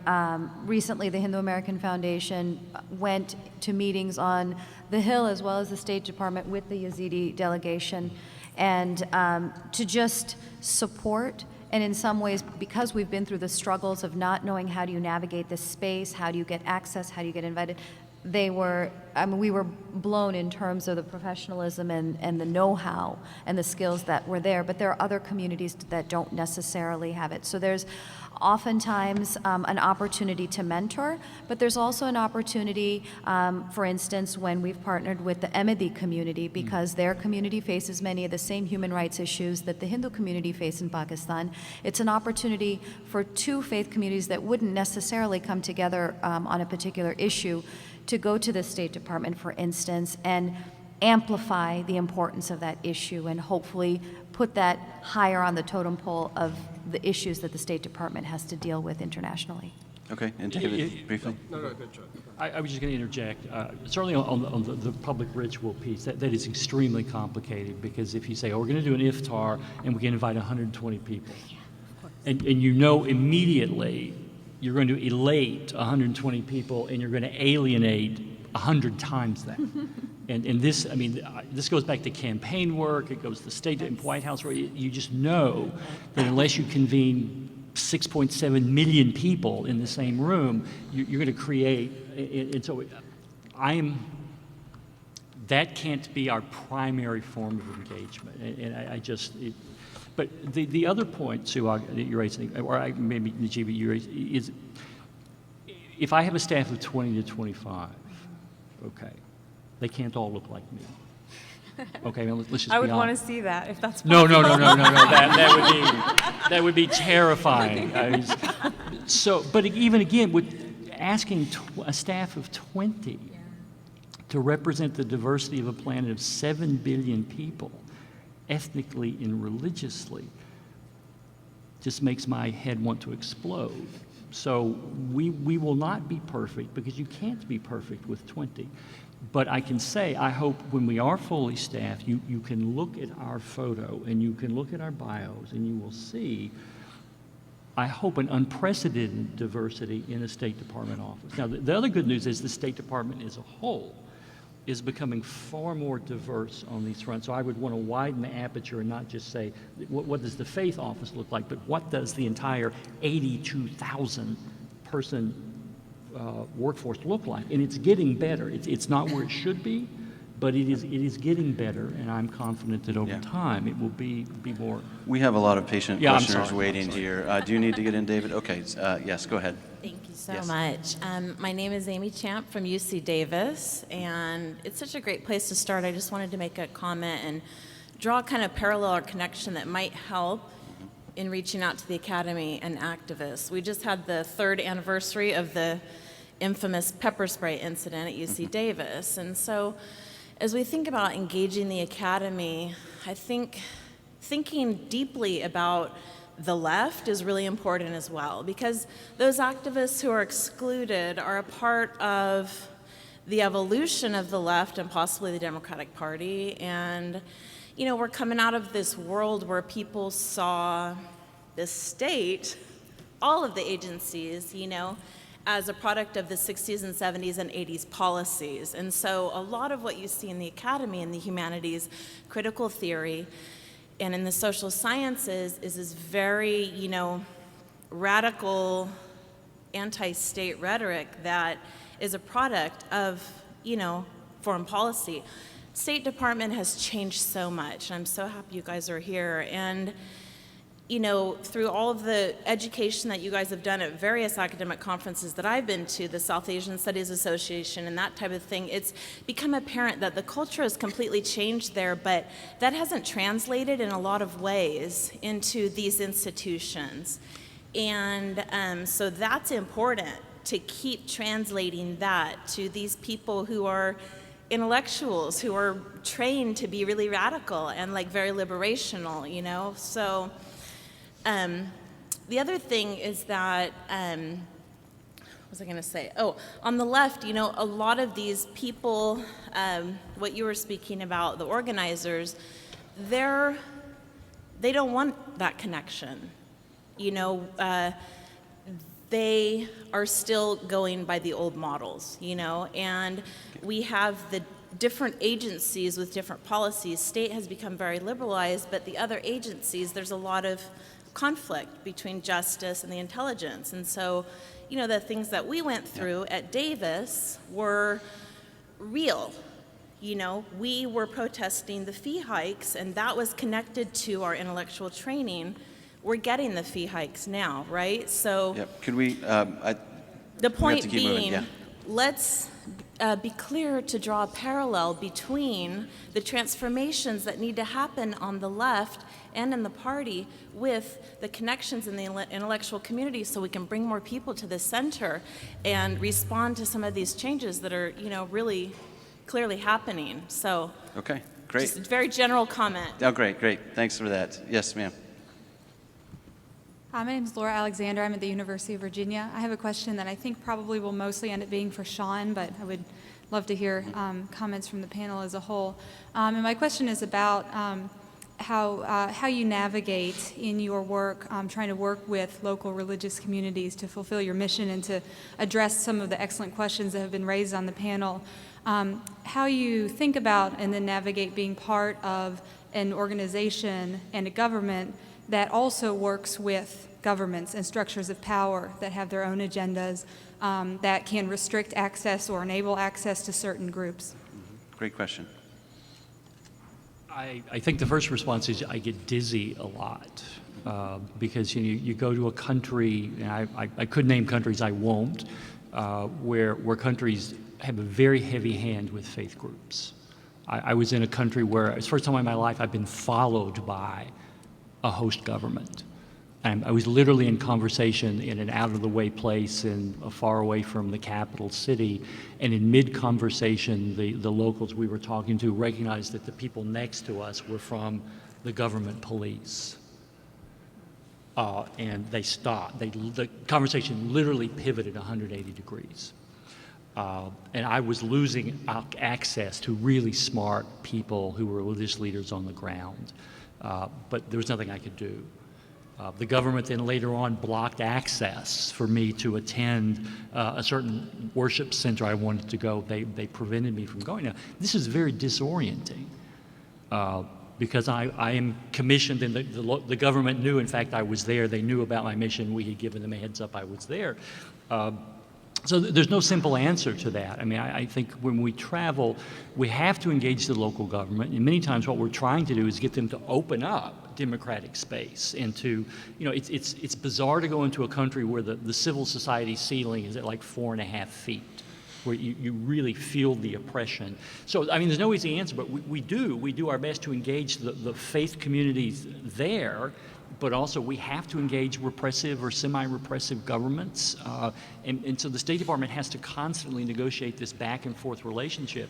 We try to change civil society to open it up to more religious tolerance, more vibrant, free civil society. But sometimes you're caught between this vice of governments cracking down on the very faith groups we want to engage and to empower. I think that the first thing we have to do is simply show up and to insist to the governments that I do, in fact, want to talk to this religious community. I do, in fact, want to talk to those leaders. Sometimes we're successful, sometimes we're not. So I have no theory. It's just because it's different by state context and state context, but we are commissioned to do both. We engage with foreign governments, but we also engage with civil society groups around the world. And we'll continue to be vigilant making both stops. Great, thank you very much. Yes, ma'am. Hi, my name is Melissa Borja. I'm an assistant professor in the Department of History at the City University of New York. My question has to do with thinking about these issues from an American political development perspective. As has already been acknowledged, the government, the State Department, and other agencies are large, complex institutions that are a lot like Rube Goldberg contraptions. And so are the religious institutions that they often partner with. So my question is, how do you ensure that there's accountability at all levels of those institutions? And in particular, how do we ensure that the religious institutions that do government work are respecting the beliefs of religious minorities, which relates to Suhag's issue earlier? Again, this relates to monitoring, which I know that you already acknowledged. But to just give one concrete example, the refugee resettlement program is run by Lutheran Immigration Resettlement Services. They delegate that work at the local level to Lutheran Social Services, and then that organization delegates that work to congregations, which do not even see their work as sort of government work. So how do you ensure accountability at all levels? Thanks. I can give you an example. The Hindu American Foundation came to me. Jay Kansara came to me. I don't think the paint was dry on my office. With the question of Bhutanese refugees, what we've resettled, is it 40,000? 78,000. Okay, it's a big number. Yeah. And so the question was, there was fear that if a Bhutanese family is resettled, I'm not going to name a town, but we can think of a town that would perhaps be alien to their own experience. Are they vulnerable to being picked off or proselytized by faith groups? I said, that's an interesting, fair question. So what we did is I found out that from our refugee resettlement office, we can in fact tell. So we monitor those folks for the first 90 days when they land in that new city. We were able to tell the Hindu American Foundation where those tens of thousands of people spent that first 90 days. So that was a huge data set for them to know if they wanted to reach out and serve and help those communities, they knew where. Now, after the 90 days, we didn't, they no longer had a relationship with the State Department. We didn't know where they went. But at least there, I was able to connect the Hindu American Foundation with the data as we had it so that they could provide services and find other stakeholders in those regions to actually then try to find those communities. That seems to me exactly the kind of connecting and bridging work we can do, and I think that was our first sort of successful collaboration with HAF. I also suggested that HAF might in fact want to become an authorized subcontractor and be one of the people who helps actually resettle folks in the United States, because you can get certification and so you don't have to leave it to alien forms of so I think of the 9 contracting entities we have that manage the 90-day resettlement, I think 6 of the 9 are faith-based. and they've all taken non-proselytization commitments. So they're not there trying to pick off people of other faiths and convert them to their own. But we ought to have a more robust lineup, frankly, of if there are going to be more faith-based groups doing that, we should be able to look at expanding the diversity of faith groups that do that. Suhag? I'll just pick off, because that's the exact example that I was going to refer to. I do a lot of work with Bhutanese refugees. And it goes to, first issue is that monitoring capability. You can monitor from 9 to 5, and during that time when they're providing social services, that proselytization may not be going on, but it's the after hours, because all of a sudden you've provided access to faith groups. And so it goes more to a theoretical principle issue in terms of this public-private partnership and social services. You've provided access to congregations, for instance, to a population that they wouldn't otherwise have the opportunity to build trust or be in a position where the recipient of the aid feels that, wow, if I don't toe the line here, I may not get the word on the next job opening, or I may not find out where I can get my English as a second language classes. So there are issues of principle that I see that are hard. I don't know how we get around that. In terms of more Hindu groups, for instance, becoming part of the structure, there's that infrastructure gap, and hopefully in the next 10 to 20 years we'll see more minority faith traditions investing beyond just, okay, now we've built our temple, now let's build our social services arm of things. So Great, thank you. Yes, ma'am. Hi, I'm Dr. Diane Johnson from Pacific School of Religion and the Metropolitan Group. So it's 7 years from now. What is your vision for the impact that your departments have had? Exquisitely concise. Thank you. Yeah, it is a great question. On the policy side, I wouldn't say the development of particular policies, but I would say that this idea that policy, when it touches on religious communities, individuals' ideas, that there is a continuing treatment of that as a very serious intersection, just like the treatment of education policy is important and needs to be looked at, and health policy. I hope that we make even further advances to say that's a serious area that needs to be treated as the same way that we treat other serious issues in government.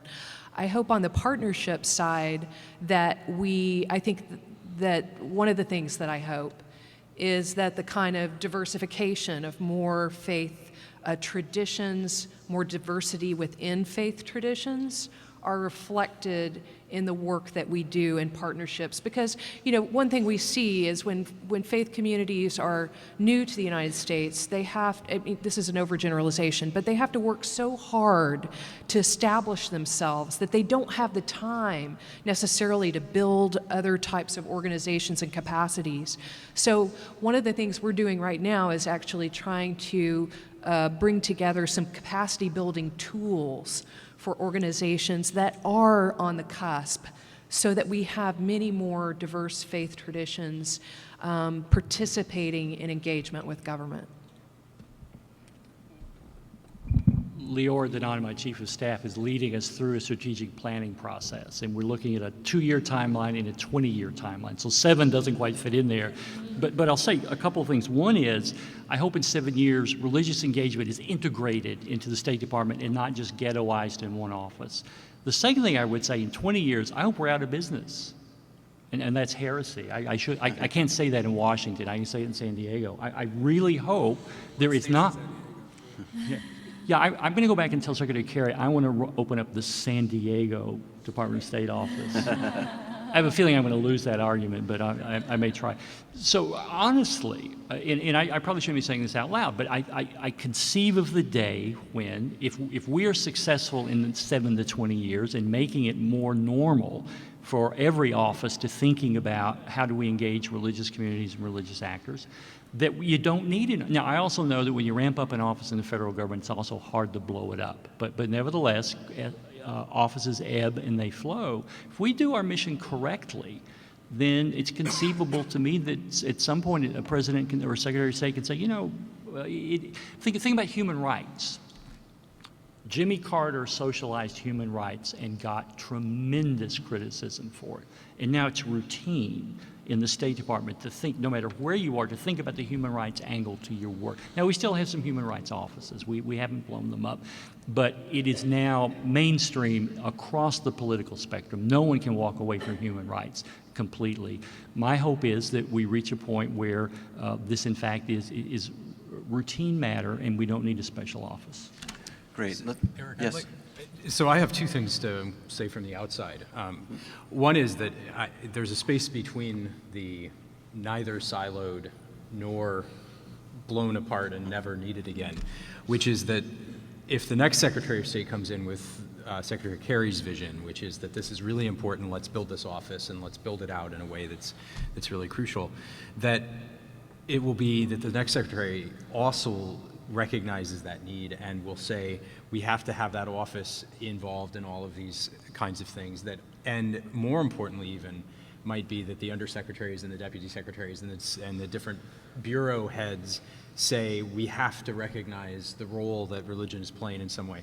Now that matters to me as an academic who both leads a center but also is at a university that has a really good school of foreign service that trains a lot of the people that work in the State Department.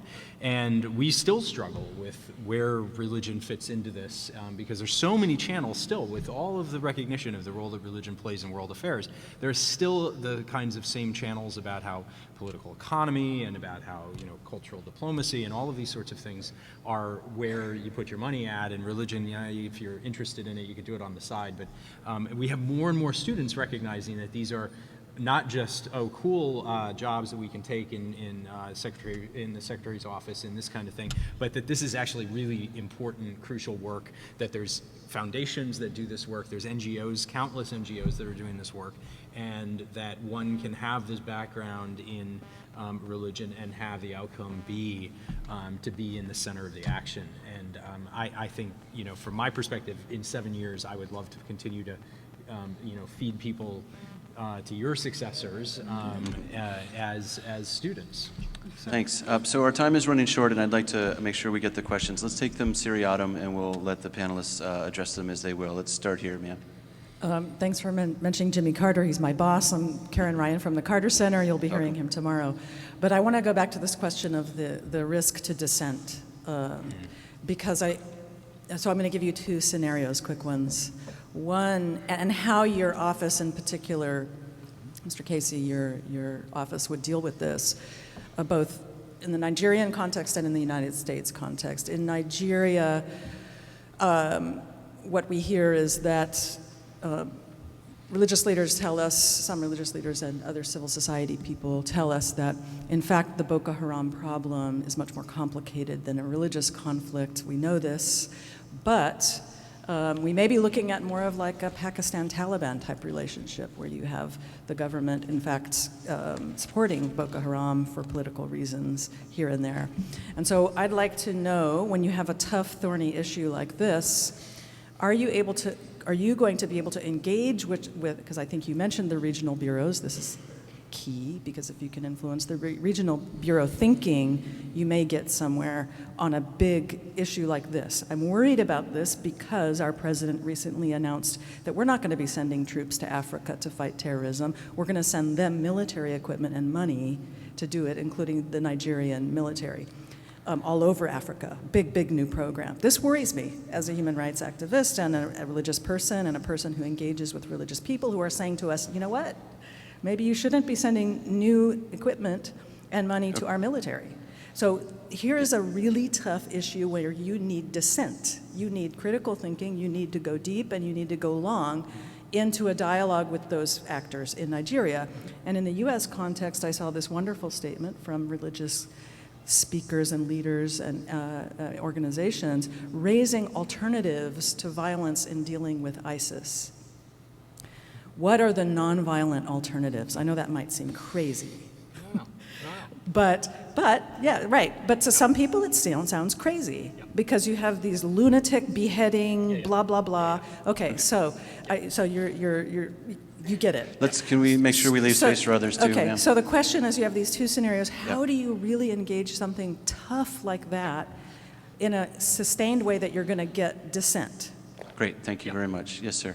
Hey, Andrew Walsh, author of Religion, Economics, and Public Policy. This is a love fest compared to 12 years ago when we were talking about President Bush's faith-based initiatives. And I think part of it is because of the commitment that the two of you have demonstrated toward diversity.